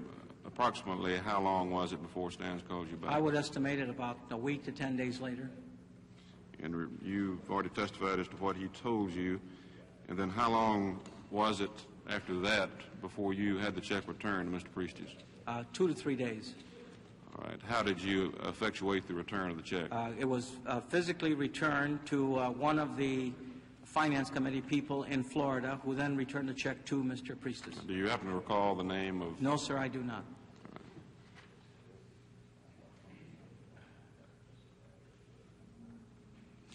All right. I have no further questions, Mr. Chairman. Thank you. Senator Montoya. Mr. Fernandez, I believe you stated that when Mr. Priestes came to see you that he showed you the clippings and then offered the $25,000 contribution. Is that about it? No, that is incorrect. How did that happen? Mr. Priestes came into my room and sat down, and we chatted for a few minutes. Then I told Mr. Priestes that I had been informed that he was going to make a $50,000 donation to the campaign. Mr. Priestes corrected me and said that is not accurate, Mr. Fernandez. It's only $25,000. And I agreed to accept his donation. I was pleased to receive it. All right. Who had informed you that he was going to contribute to the organization which you represented? One of his Cuban associates, whose name I do not know. Mm-hmm. And when did he show you the clippings? After we got through discussing his donation to the presidential campaign, he then said to me, Mr. Fernandez, I have another problem I would like to discuss with you. And then he proceeded to describe his problems with the Miami Herald. And it is at that time that he pulled out his folder of newspaper clippings to show me, to give evidence as to how he was being persecuted almost on a day-to-day basis. Did you read these clippings? No. He just showed them to you? He showed them to me, handed them to me, and I saw some of the headlines, but there was a very thick folder, probably 2 to 3 inches thick, and I would not have had time to read the articles. Did he explain to you that he had some problems pending with with HUD or with FHA? Yes, sir. That there were charges filed against him No, he did not. to suspend his eligibility? No, sir. What did he tell you about that? He told me that he was a low-cost housing builder, and that because of his aggressiveness and ability to produce, that he had received the bulk of the HUD contracts in Dade County, Florida, and that the Miami Herald had a knowledge of the high percentage of houses that he was building, and was taking him to task on that particular subject, and that they had photographs of the foundations of his buildings, things of that sort. And he was very much chagrined over the fact that he had been a major individual with respect to the local office of HUD producing on the low-cost housing program. And now that he had produced, he was being harassed. And this was the nature of his problem with the HUD people. Well, if you didn't read the clippings, why did you ask him to bring the clippings to Mr. Stans? Because I didn't have time to read the clippings. Possibly Secretary Stans or members of his staff could review those clippings. Well, you must have thought that they were very important and very revealing, because you did ask him to bring the clippings with him to Washington, did you not? I sure did. I thought that he brought those clippings to verify the intensity of the harassment by the press, and I couldn't think of a better way to demonstrate that position than by bringing the clippings along with him. Now, did you ask him why he had thought of the National Hispanic Association? No, sir. Or Finance Association? No.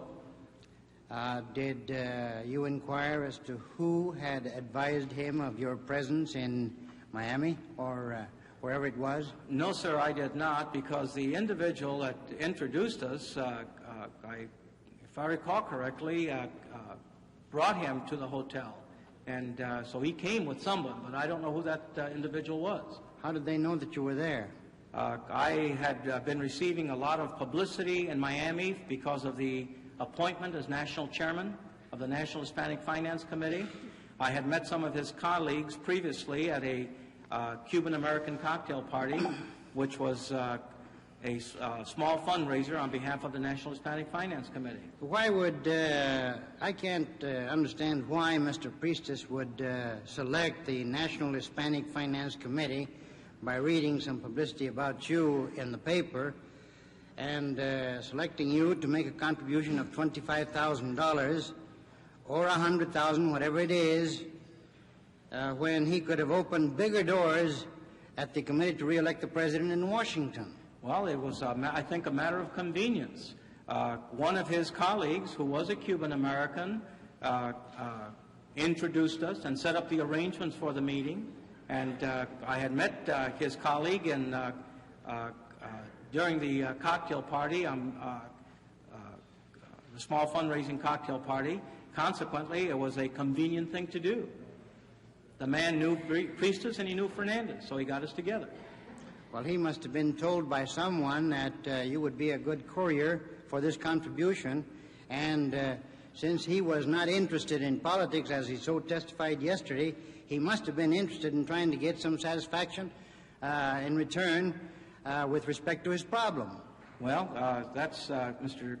Senator Montoya. I think that's sheer speculation. I don't know what went through that man's mind. Well, did that go through your mind, that he might have that kind of an interest? No, my interest in the man was that he wanted to make a donation in the amount of $25,000. You just looked at him and you thought to yourself, well, here's a good man and he wants to contribute to the cause. Yes, Is that sir. it? Is that $25,000? Yes, sir.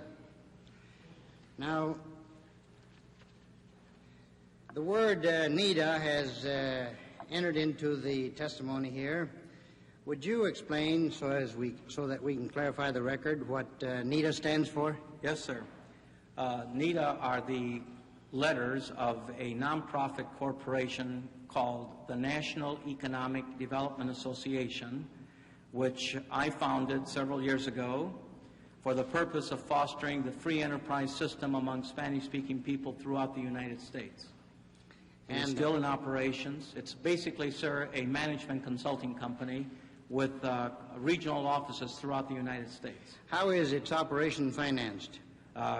When I was chairman-president, we received a grant from the Small Business Administration in the amount of $605,350. It has since been transferred into the Department of Commerce under the Office of Minority Business Enterprise, where it receives its funds for operations. And what functions did you perform through NEDA while you were the president of this organization? Well, I was the full-time chairman of the board and president of NEDA. It was my primary responsibility to organize the corporation in its entirety, to establish a board of directors, to lay out the policies, working with the board as to the objectives of NEDA. It was my role to recruit, train, motivate all of the members of the executive team of NEDA, and with one or two exceptions, I personally handpicked every management consultant that worked with the organization in every office in the United States when I was its chairman. Then, did you as president, sir? Did you as president give counsel to applicants for charters for banks and building and loan associations? Yes, sir. And did you have your own organization also doing some work? Yes, sir. What was the name of your own individual organization? Research Incorporated. And what was the function of this organization? Research Inc. organized, helped in the organization of financial institutions. Did you aid some of these applicants in conjunction with the effort that was being put forth by NEDA? No, sir. Other than describing to them what the procedure was if they wanted to organize a bank or a savings and loan or an investment company, I went into great detail so that our people would know what the procedures would be to move into the field of finance. Did you charge them for this service? No, sir. You mean to tell me that Research Incorporated did not receive any fees for these services at all? That is not what I intended to say, sir. You asked me whether I charged people for fees in terms of instructing them on how to prepare an application. I did not charge them for any fees whatsoever. If Research Incorporated were to be retained to actually do the work for them, that's a different matter. Were they retained? On numerous occasions. And Research Incorporated was your organization? Yes, sir. Were there any other owners of Research Incorporated? Sir? Were there any other owners? No, sir. You were the sole owner of Research Incorporated? Yes, sir.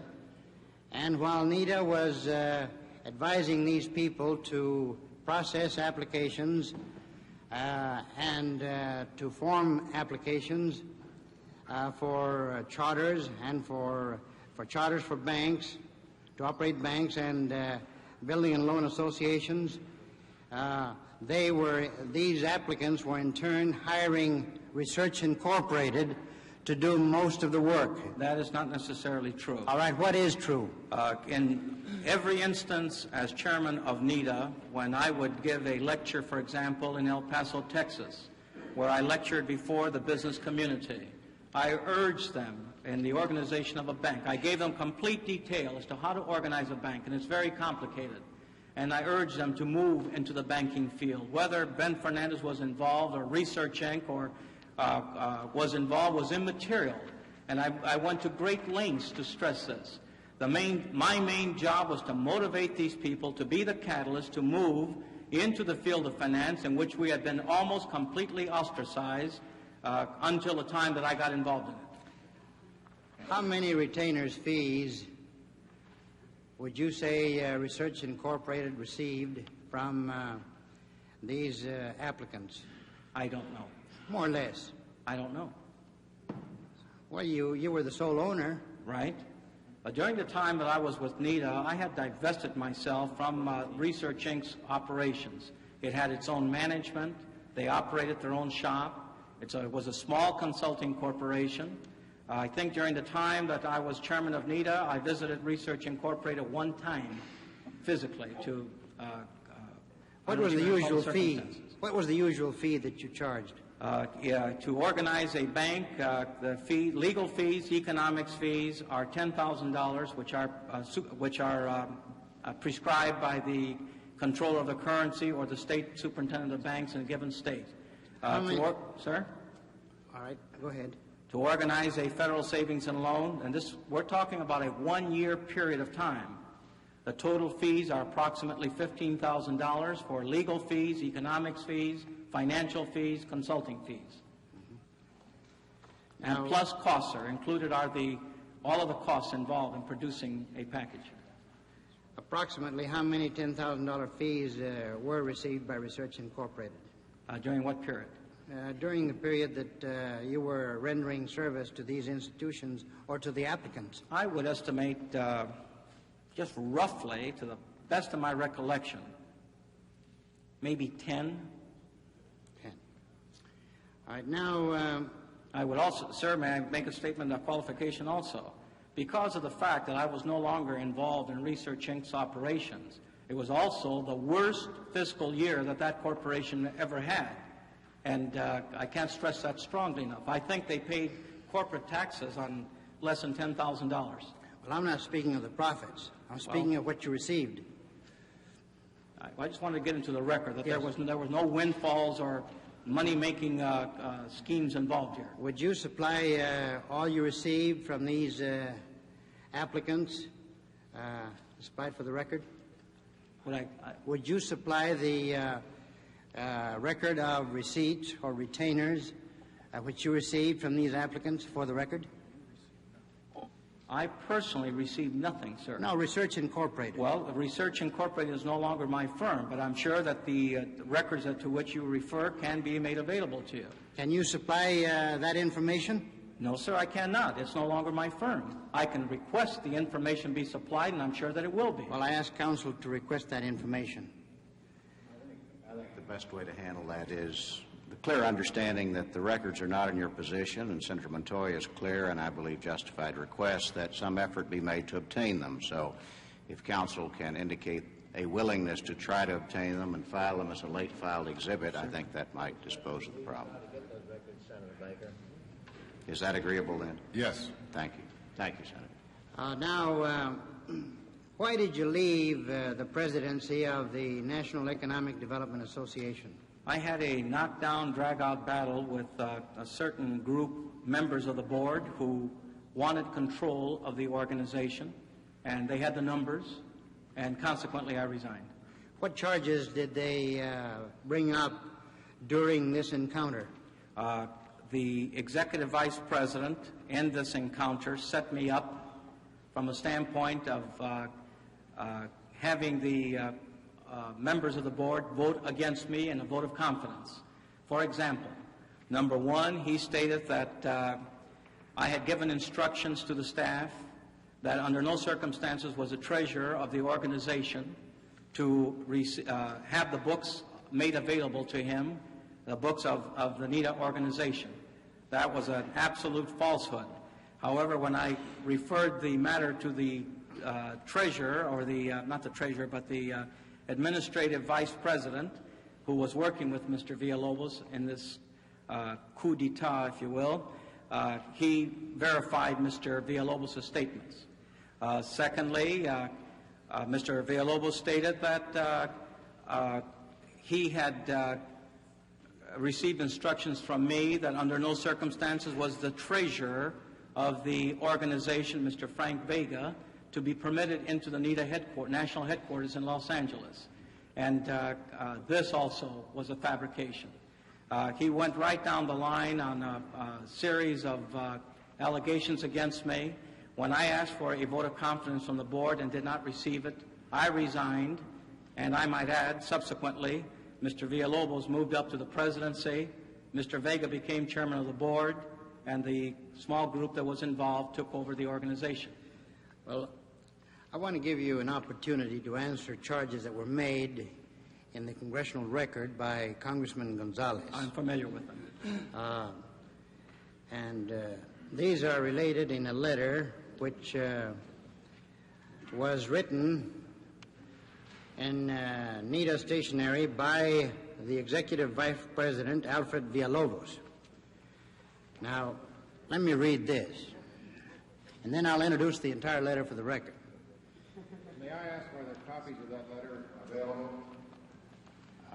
I don't think it's available. I was presented with this letter, and I'm sorry that I didn't have time to make a copy, but I'll read it and then show it to you.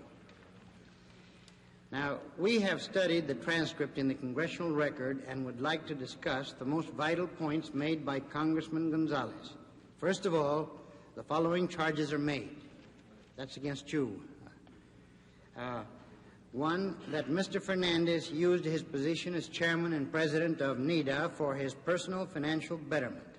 Two, that NEDA sponsored all of his banking and savings and loan charter applications. Three, that certain members of the NEDA staff were involved for personal financial gain.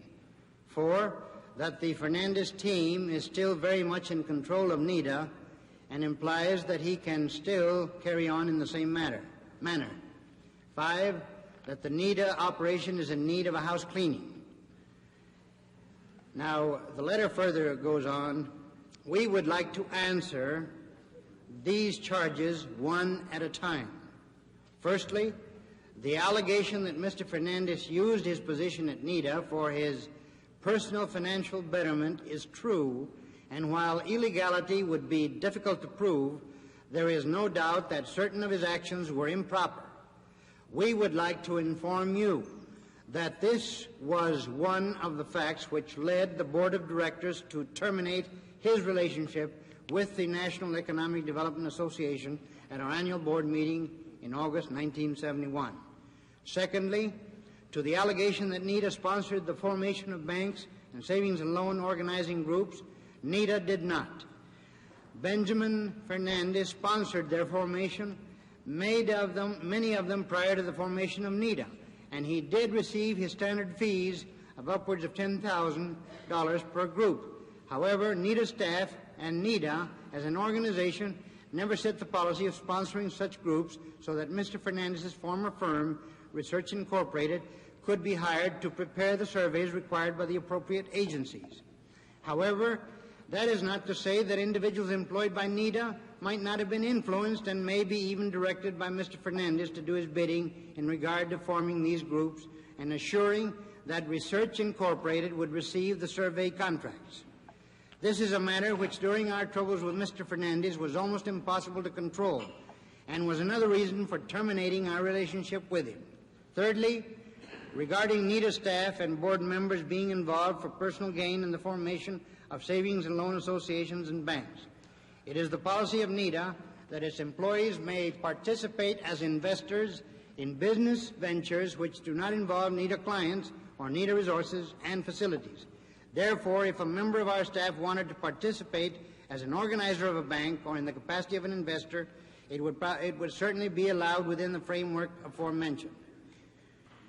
Fourth, the allegation that a Fernandez team is in control of NEDA and therefore that Fernandez can continue to operate in the alleged manner is totally untrue. Fifth, the allegation that the NEDA operation is in need of a house cleaning is completely untrue and certainly unfair. For your information and possible use in the future, please be advised that we have a complete tape recording of our last year's annual board meeting as well as a transcript of the meeting, which we will be more than happy to make available to you if you so desire. Also, we wish to inform you that a representative of the SBA, Henry Zuniga, was present at that board meeting. Please be assured that NEDA is a hard-working, highly productive arm of the Department of Commerce and the Small Business Administration, and we will endeavor to continue to do the type of job that will make you and our community proud to be partners in the progress of the Spanish-speaking people through business enterprise and so forth. Now, this letter was written to Secretary of Commerce Peter G. Peterson. Now, I want to say at the outset that I don't want to cast any reflection on NEDA. I think it's a fine organization. But since these allegations have been made, I now offer you the opportunity to make your own rebuttal with respect to same. I would appreciate that very much. A copy of what you read so that the witness can see it. And I might say that I didn't read all of it, but I tried to highlight the the allegations and the answers with respect to the allegations.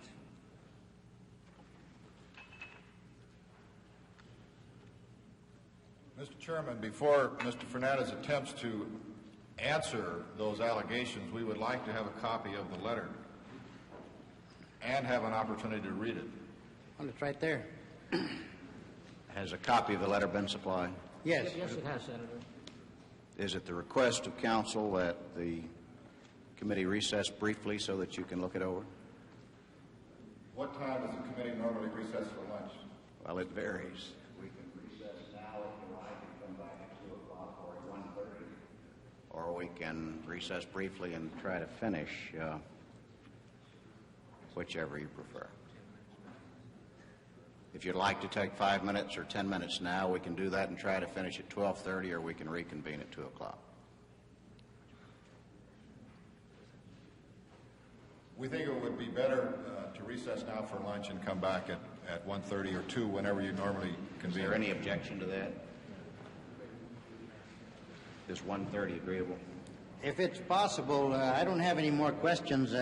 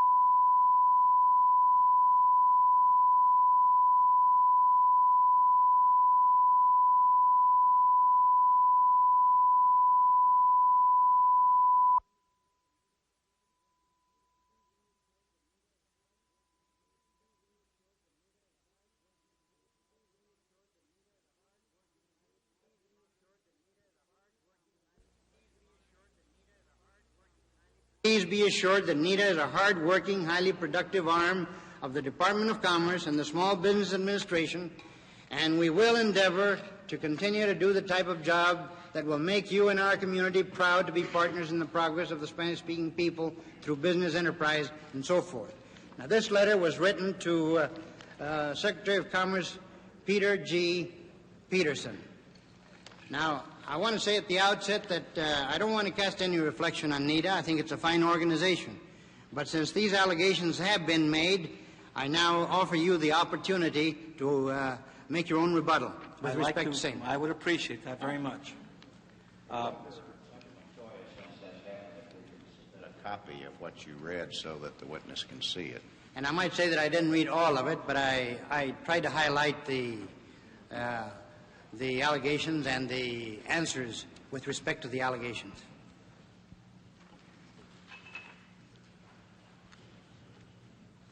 Mr. Chairman, before Mr. Fernandez attempts to answer those allegations, we would like to have a copy of the letter and have an opportunity to read it. Well, it's right there. Has a copy of the letter been supplied? Yes, yes, it has, Senator. Is it the request of counsel that the committee recess briefly so that you can look it over? What time does the committee normally recess for lunch?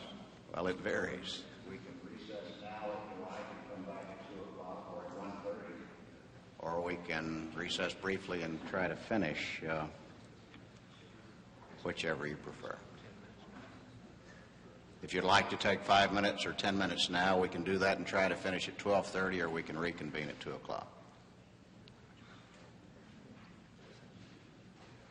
We think it would be better to recess now for lunch and come back at 1:30 or 2, whenever you normally convene. Is there any objection to that?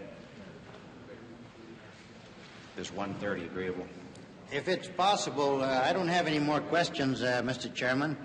It's possible we could continue and finish before we go to lunch, so we won't have to come back this afternoon. If it's all right with the witness.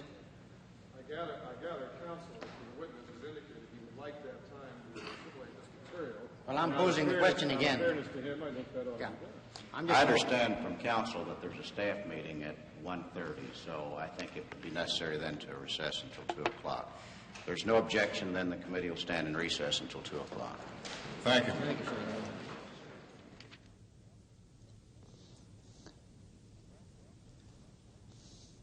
And thus it became lunchtime for the committee and break time for us. Public television coverage of the Senate Watergate hearings will continue after this pause for station identification. Unabridged coverage of the hearings is being broadcast as a public service by your local public television station. This is PBS, the Public Broadcasting Service.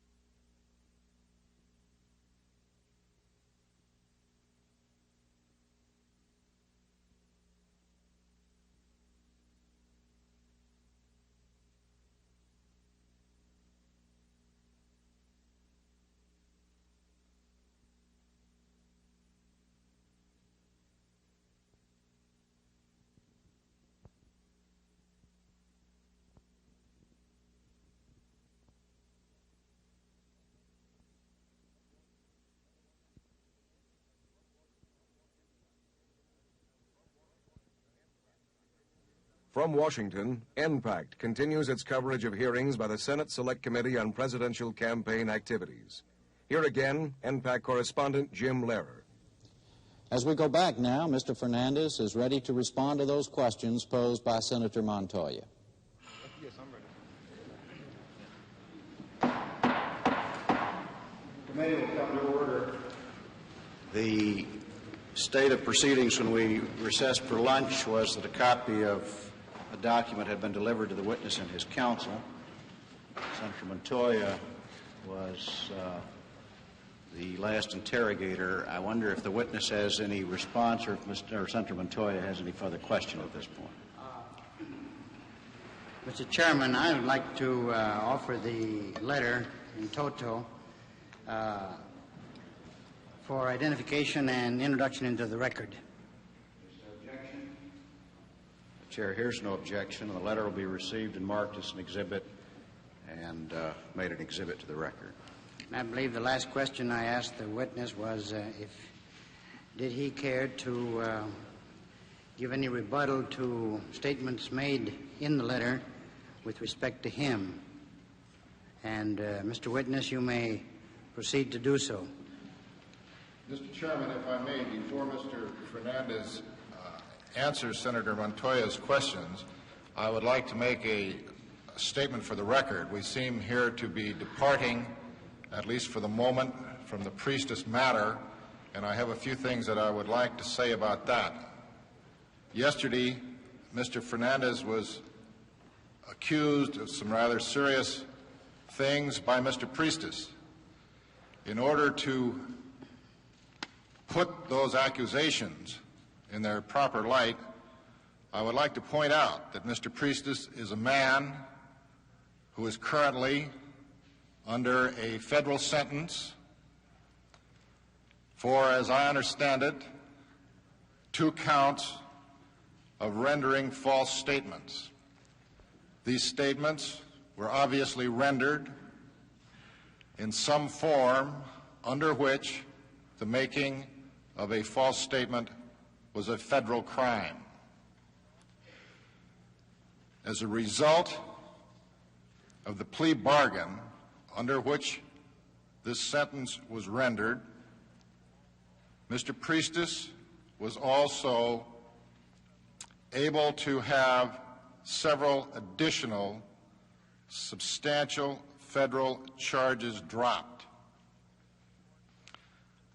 I think it is important to point out, in considering Mr. Priestess' testimony, that he is a man who stands convicted of making false statements. I would also like to point out that in the opening statement made by Mr. Priestess' counsel, it was emphasized that Mr. Priestess was appearing voluntarily and without offer of immunity. This subsequently turned out to be incorrect, and that as a result of the same plea bargain under which Mr. Priestess was sentenced, he had been granted immunity from all of the additional charges growing out of his activities in Florida. Mr. Fernandez, on the other hand, is appearing here without any grant of immunity, nor has Mr. Fernandez asked for any grant of immunity. He has made his statements fully and fairly of the facts as he remembers them, of all of his transactions with Mr. Priestess, and has made them with full knowledge that he had a perfect right to claim a Fifth Amendment privilege and to refuse to answer any questions. Now, with regard to the questions raised by Senator Montoya, Mr. Fernandez feels that these questions have nothing whatever to do with the investigation of the presidential campaign activities, but nevertheless, out of courtesy to a very distinguished senator, Mr. Fernandez will attempt to answer these questions also fully and fairly. Thank you very much. I might say that, as I understood Mr. Priest's statement on yesterday and the question put by counsel, that the reference to immunity had to do with immunity granted by this committee and not immunity or its equivalent as it might be given by a prosecuting attorney, a U.S. attorney. I might also say, without any criticism of this witness or his counsel, that the committee, I believe, will view the testimony taken before us, both under oath, by affidavit, and by other statement on its merits, taking into account all of those factors that may be made to appear in the record. All of those matters that you mentioned, I believe, have been already proven in one form or the other. That should not be prejudicial to the status and the standing of Mr. Priestis, nor should it be prejudicial to this witness. But I would point out that the statements of both Mr. Priestis and Mr. Fernandez will be considered impartially by this committee and all the attendant circumstances as well. On the question of the relevance of the questions put by Senator Montoya, I'm happy to hear that counsel has no objection to their answering. I think that we've conducted a pretty freewheeling inquiry so far, and I would hope that we can proceed apace with answer to these charges. Would you continue then, please, Mr. Fernandez? Yes, sir. I have before me a letter having the letterhead of the National Economic Development Association. The letter is dated May 11, 1972, and it is signed by Alfred R. Villalobos, Executive Vice President and Chief Operating Officer.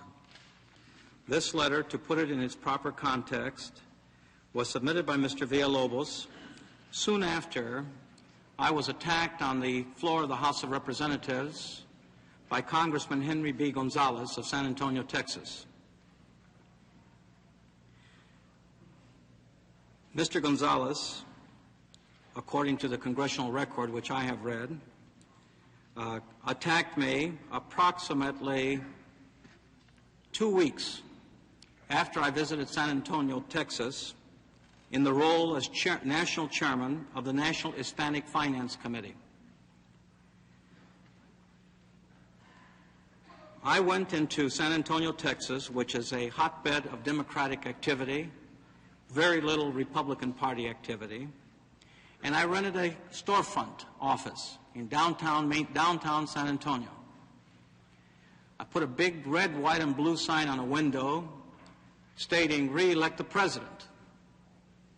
I called for a press conference, had the TV people there, radio, newspapers, put out a news release outlining the purposes of the National Hispanic Finance Committee. I hit very hard on the necessity of bringing the two-party system of politics to the Spanish-speaking people wherever we were located. I emphasized very strongly the track record of President Nixon and the administration with respect to Spanish-speaking people.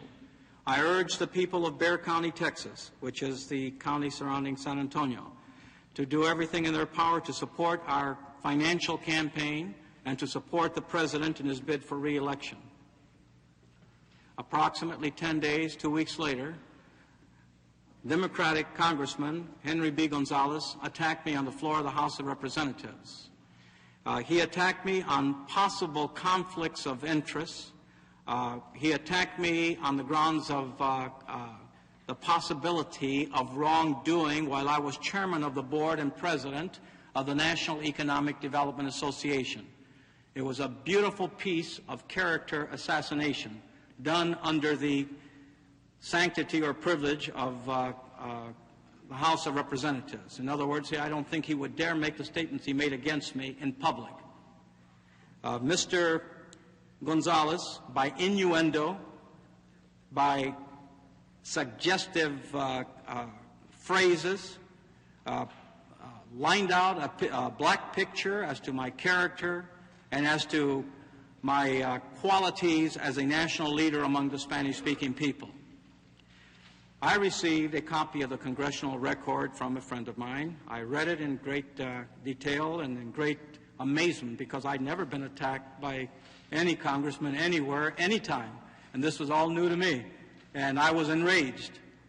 I contacted some of my Mexican-American friends in San Antonio, Texas, and asked them whether I shouldn't fly to San Antonio and call for a press conference and rebut Congressman Gonzalez. I was told by my friends who knew this congressman that that was not necessary. Incidentally, I've never met the man, at least not to my knowledge, that this was not necessary, that this was a technique used by Congressman Gonzalez whenever he found Mexican-American leadership anywhere in his turf, a threat to his congressional domain, that he would lash out in every direction, hoping that the recipient of the whiplash would fight back, and therefore we would be in the newspapers for the next 90 days. I was urged to ignore this attack. I was told that if I did not follow that advice, that I could not get anything accomplished with respect to my fundraising activities in San Antonio, Texas. I swallowed my pride, I took my beating, and moved on to the next state to get it organized. This brings to mind a cliche that I learned from my father, a Mexican immigrant from Michoacan, Mexico. He told me as a boy, son, if you ever, as an adult, work with the Mexicanos, I want you to remember something, that more Mexicanos have died from envy and jealousy than from cancer. We have this propensity to cannibalize our leadership, and I'm no different than any other Mexican-American trying to serve his people and his country. I am the prime founder of the National Economic Development Association. I was particularly asked to chair this organization because of my background. I think I have an outstanding background in finance, economics, marketing, and management. And certainly my background in the field of finance is second to none with respect to my area of expertise, second to none anywhere in the United States. I was urged by the members of the board, I was urged by some of the people from the administration to take charge of this organization. We highlighted the fact that at the time that I organized NEDA, there were some 13,500 insured banks in the United States. Only one organized, managed, and controlled by Spanish-speaking people. There were 4,500 insured savings and loans. None organized, managed, and controlled by Spanish-speaking people. I was urged on to provide my leadership, my expertise, my management know-how as a volunteer to lead our people out of the economic wilderness. I accepted this assignment, and I'm proud of everything that I did while I was chairman of the National Economic Development Association. This letter was written by Mr. Alfred R. Villalobos, who participated in the coup d'etat against me when I was chairman of the board. I'm a big boy. I can't worry about things like that. Those things happen. I was chairman for 14 months. I'm surprised I lasted as long as I did. Let's go down the series of allegations by Mr. Villalobos, beginning on page 2. It states here, firstly, the allegation that Mr. Fernandez used his position at NEDA for his personal financial betterment is true. And while illegality would be difficult to prove, there is no doubt that certain of his actions were improper. What actions? I don't know. That his personal financial betterment was improved. I don't know anything about that. When I organized NEDA, I divested myself from Research Inc. I still own the corporation, which is a small corporation. I think it had 5 employees working under its direction. And during the period... I asked you there, how did you divest yourself? I had my stock set aside from the standpoint of not participating in any of the management activities of the organization. I removed myself from salary from the organization. I made no attempts to manage the organization directly or indirectly. But that did not disqualify the organization from entering into contracts with respect to applications for charters? Oh, of course not. They can do whatever they wish. It's a general-purpose corporation. And you were the sole owner? Yes, sir. All right. For the first 6 months of the organization of NEDA, then finally I sold my interests out, Mr. Montoya. It states here also that the We would like to inform you that this was one of the facts which led the Board of Directors to terminate his relationship with the National Economic Development Association at our annual board meeting in August 1971. This is a minor technical point, but it's important to me. The board did not terminate my activities. When I saw that I was in the middle of a coup d'etat and there was no way of my winning, I resigned. Soon after my resignation, one of the members of the board who voted against me, a man from Albuquerque, New Mexico, by the name of Julian Garcia, came to me in Los Angeles and apologized to me for his having participated in that onerous effort, particularly that since my resignation he had learned of the true facts which resulted in my resigning from that nonprofit corporation. The second paragraph states that Benjamin Fernandez sponsored the formation of banks and savings and loans, and many of them, prior to the formation of NEDA, I did receive my standard fee of upwards of $10,000 per group. However, that NEDA staff and NEDA as an organization never set the policy of sponsoring such groups so that Mr. Fernandez's firm, Research Inc., could be hired to prepare the surveys required by the appropriate agencies. Of course, NEDA would not sponsor any formation of any financial institution so that my firm, Research Inc., would benefit thereof.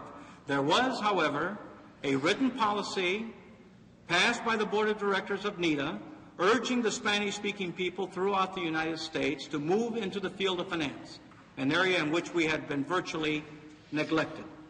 And this was a policy which was adopted by the board.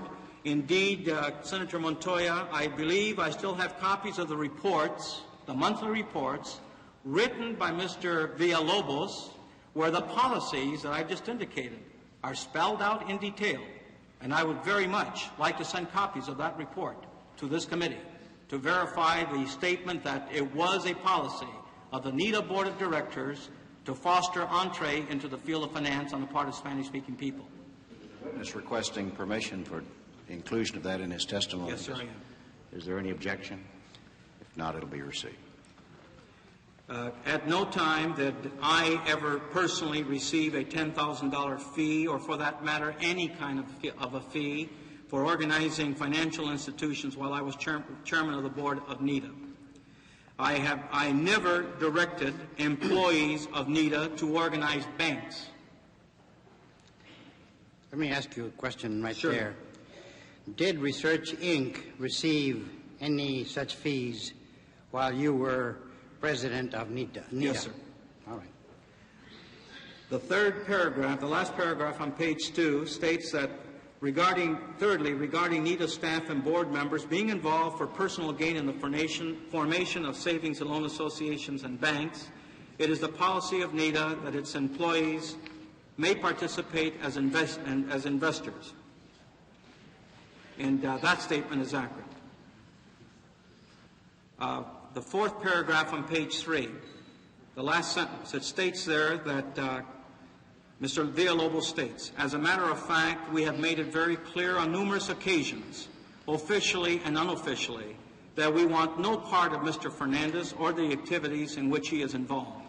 In fact, numerous members of the board of directors are close and personal friends of mine who participate in social, political, and business activities with me, and among them, Mr. Julian Garcia, Mr. Frank Casillas, Montes, Tony Maxwell, Frank Faust, Rafael Corona. Next, the next paragraph. Again, I take exception to this point where Mr. Villalobos states that, quote, we took immediate steps to remove him from NEDA, lock, stock, and barrel. I've already testified that I resigned of my own volition and left with my head held high. Again, this committee, I don't know the background of this committee with respect to its knowledge of minority enterprise, minority activities throughout our country. It is the toughest thing I've ever done in my life to try to work the Spanish-speaking people into a cohesive unit. We have a tradition of not working together. Indeed, among ourselves, we joke that the Mexican-American does not talk to the Puerto Rican. The Puerto Rican does not talk to the Cubano. The Cubano talks to no one.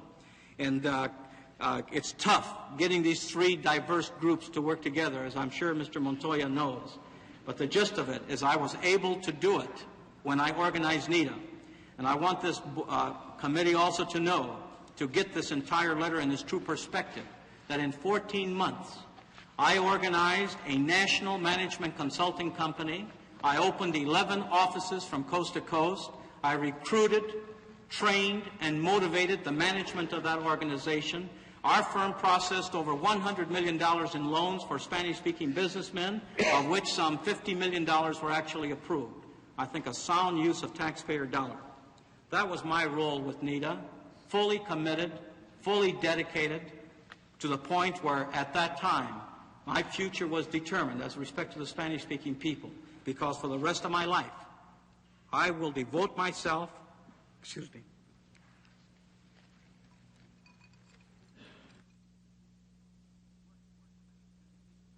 to working with the Spanish-speaking people. The fourth paragraph states that there is a transcript of the last board meeting when I resigned, that there is a tape recording of that meeting. And this is probably true, because it was my policy at all meetings to request a tape recording of an open tape recording of the meeting, so that the secretary would be able to prepare the minutes accurately and properly. Again, since Mr. Villalobos has offered to submit this tape and this transcript, I request this committee that the record be left open so that both of these pieces of evidence can be submitted. I think the appropriate way to handle this, since we are a little afield from the jurisdictional aspects of the committee, would be to permit that document or that tape to be received for the files of the committee with a later determination on its relevance and importance to the record, rather than including it as an exhibit to the record at this time. And if there is no objection to that procedure, Senator Montoya, if that's agreeable to you, then the pro-offered document and tape will be received for the files of the committee for later determination. Senator Montoya, that terminates my comments on that letter. Fine. Thank you. Do you have any other statement? On this letter? No, sir. All right. That's all, Mr. Chairman. Thank you, Senator Montoya. Are there other questions? Yes, Senator, I have a few.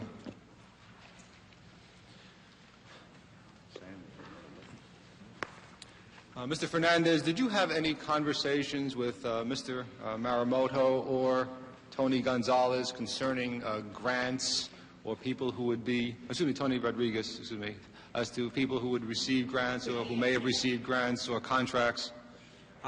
There were no formal discussions with either of these two men with respect to who had received a grant or a contract. The subject of grants or contracts on occasion would arise in the form of gossip, where these were matters of public record, and we would be we know the Spanish-speaking leadership throughout the United States, both Democrat and Republican, and so occasionally it was brought to my attention that so-and-so had received a grant or a contract in the field of minority enterprise, and we knew who the people were, and that was the extent of it. And I believe you indicated in response to a question with the staff yesterday morning that you had no discussions. Is it your testimony that you did not mean to include these gossip sessions by your answer? I don't think I understand your question, I sir. believe you were asked yesterday morning whether you had had any discussions with Mr. Maramoto or Mr. Rodriguez concerning the recipients of grants and contracts, and I believe you said that you did not. I did not, other than as I have just qualified my statement. And did you know whether Joseph Reyes, the head of J.A. Reyes Associates, was receiving contracts with the government during the period he was chairman of the Washington, D.C., Virginia, and Maryland branch of the Hispanic Finance Committee? I do not know whether he had a contract at that time. I do know that he is a management consultant in Washington, D.C., and that but I don't know the nature of his business as to whether he himself has contracts. And do you know whether members of the White House staff, including Mr. Maramoto, were making efforts to secure contracts for him? No, sir, I do not know anything to that effect. And that was done without your knowledge, is that right? If it was done? If it was done, I have no knowledge of it. And how often were you speaking to Mr. Maramoto and Mr. Rodriguez?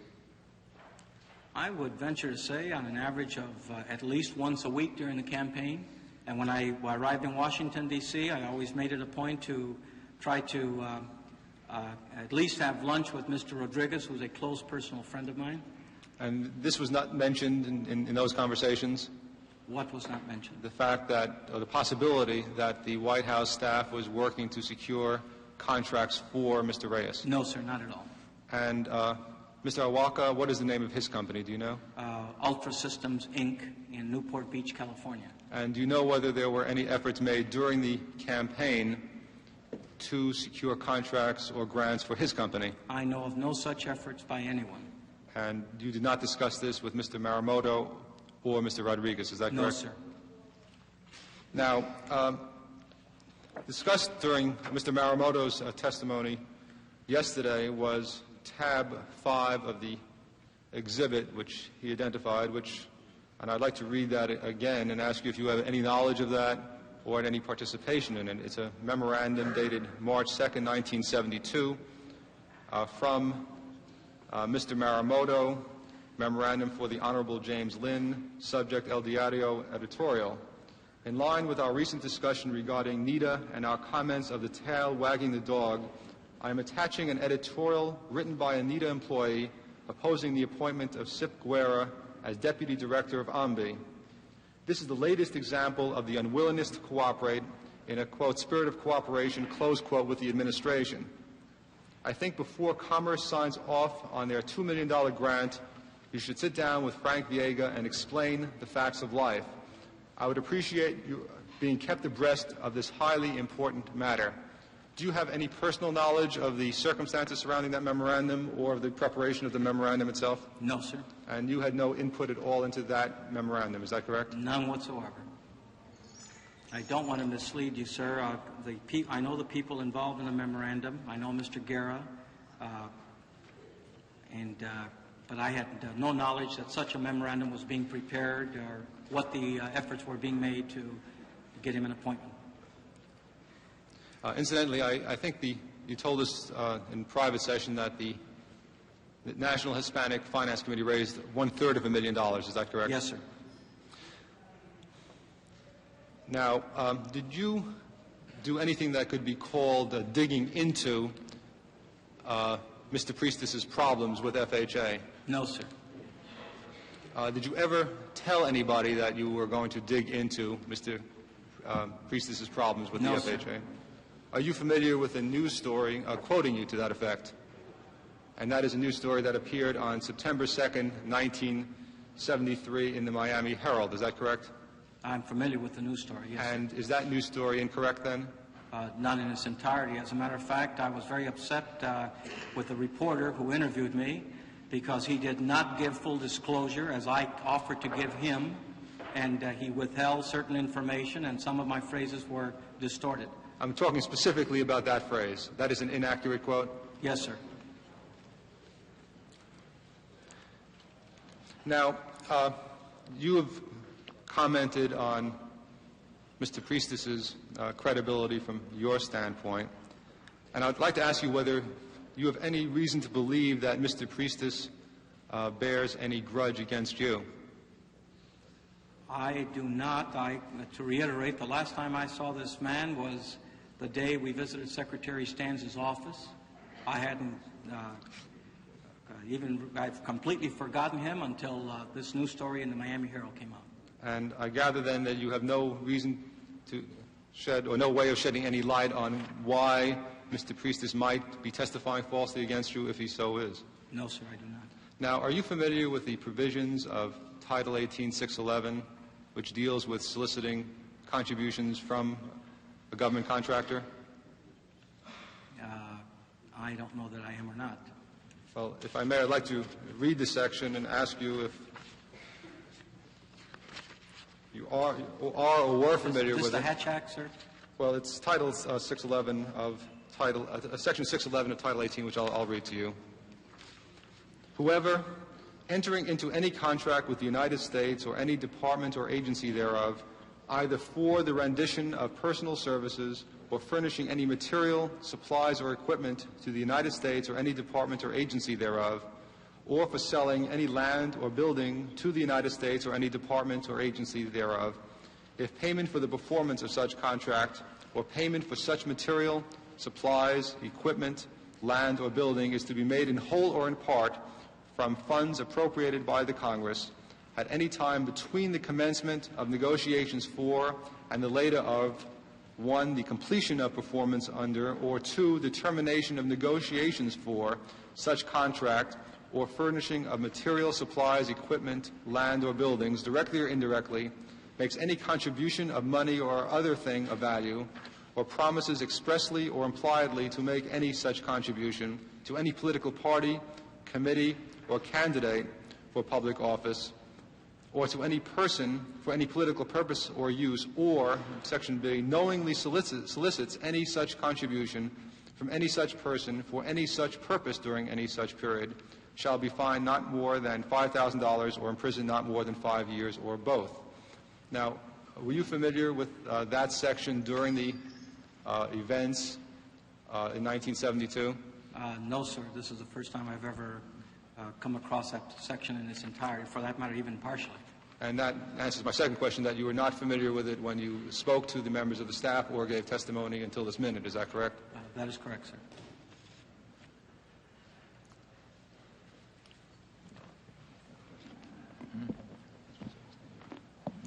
Mr. Chairman, I have no further questions. Thank you, Mr. Dorson. Are there other questions? If there are no other questions, the witness is excused. We thank you for your testimony. There are no other witnesses scheduled for this afternoon, and the committee will stand adjourned until 10 o'clock Tuesday morning. Thank you, sir. So we now have the Ben Fernandez side of the John Priestis story. The committee is to pursue this whole broad subject of campaign financing in more detail next week. Stephen Hess, one of our Watergate regulars, has had some experience in this area of campaign financing, primarily as an aide to Richard Nixon in the past. He has also authored several books on American politics and is now a senior fellow at the Brookings Institution. Steve is up at the senator's table with Peter Kay. Peter? Steve, today we heard a man named Ben Fernandez describe how and to some extent why he collected funds for President Nixon's campaign re-election effort. Is his rationale for doing this, is this fairly typical of why people get into fundraising? Are they selfish motives? Are there altruistic motives? Are there power-seeking motives? What is it? Well, let's try to analyze Fernandez's reasons, because he told us pretty clearly, and I think they are instructive. First of all, there was the question of personal ambition. Mr. Fernandez said he would have liked to have been the first Spanish-American cabinet officer. The second we might call group benefits. Mr. Fernandez clearly felt that it would be useful to the Spanish-American community if they had a presence in the Nixon campaign. In other words, he was there because of his loyalty and deeply felt support in his own community. And the third you might call programmatic approval. He was saying, I liked what Nixon did in his first administration for the Spanish Americans, and I am supporting him in a sense retroactively, retroactive sanctioning. So these are all fairly typical and fairly benign reasons. Well, all right, let's get beyond the benign reasons to the cancerous reasons, so to speak. The quid pro quo. We saw a man yesterday, John J. Priestis, who said very frankly, I'm going to give up to $100,000, depending on whose story you believe, and for that I expect my troubles with the FHA to be over so I can build houses. I'm not even a Republican. I don't care a darn thing about Richard Nixon. I just want to get the FHA off my back. How much campaign contributions do you suppose is given for those reasons? Well, Priestis is the other side of the coin. Clearly they were not benign reasons, as you said. He wanted to fix in with something on the government.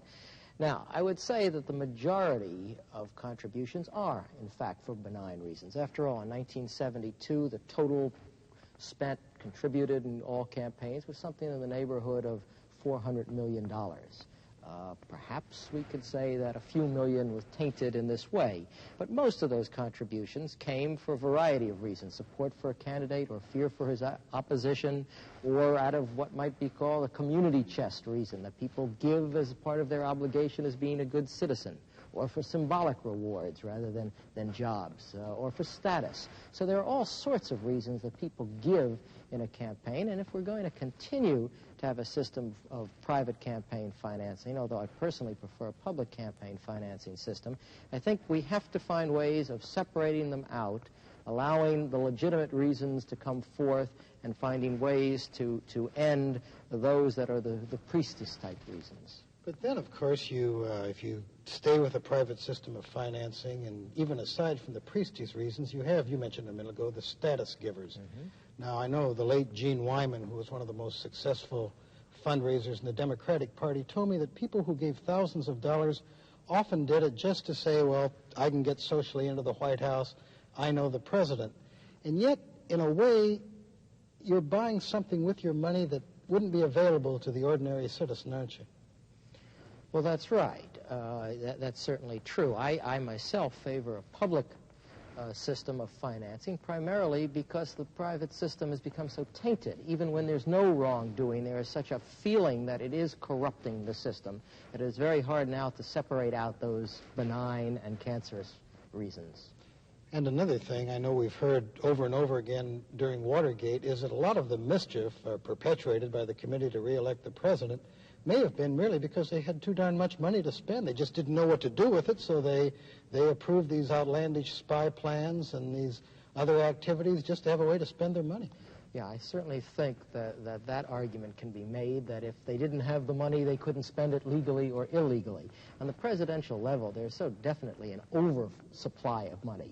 There is more than a sufficiency. The problem is, though, Pete, that at the same time, most of the rest of politics is underfinanced, the local politics. And in fact, the money is not just used for the sake of money. It is, in fact, the way that a candidate has to tell his message. So without it, elections would be a mockery.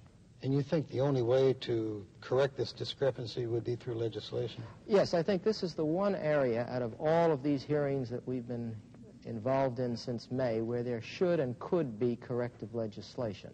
It's interesting, isn't it? The interest in the hearings have fallen off somewhat. The coverage is not what it was.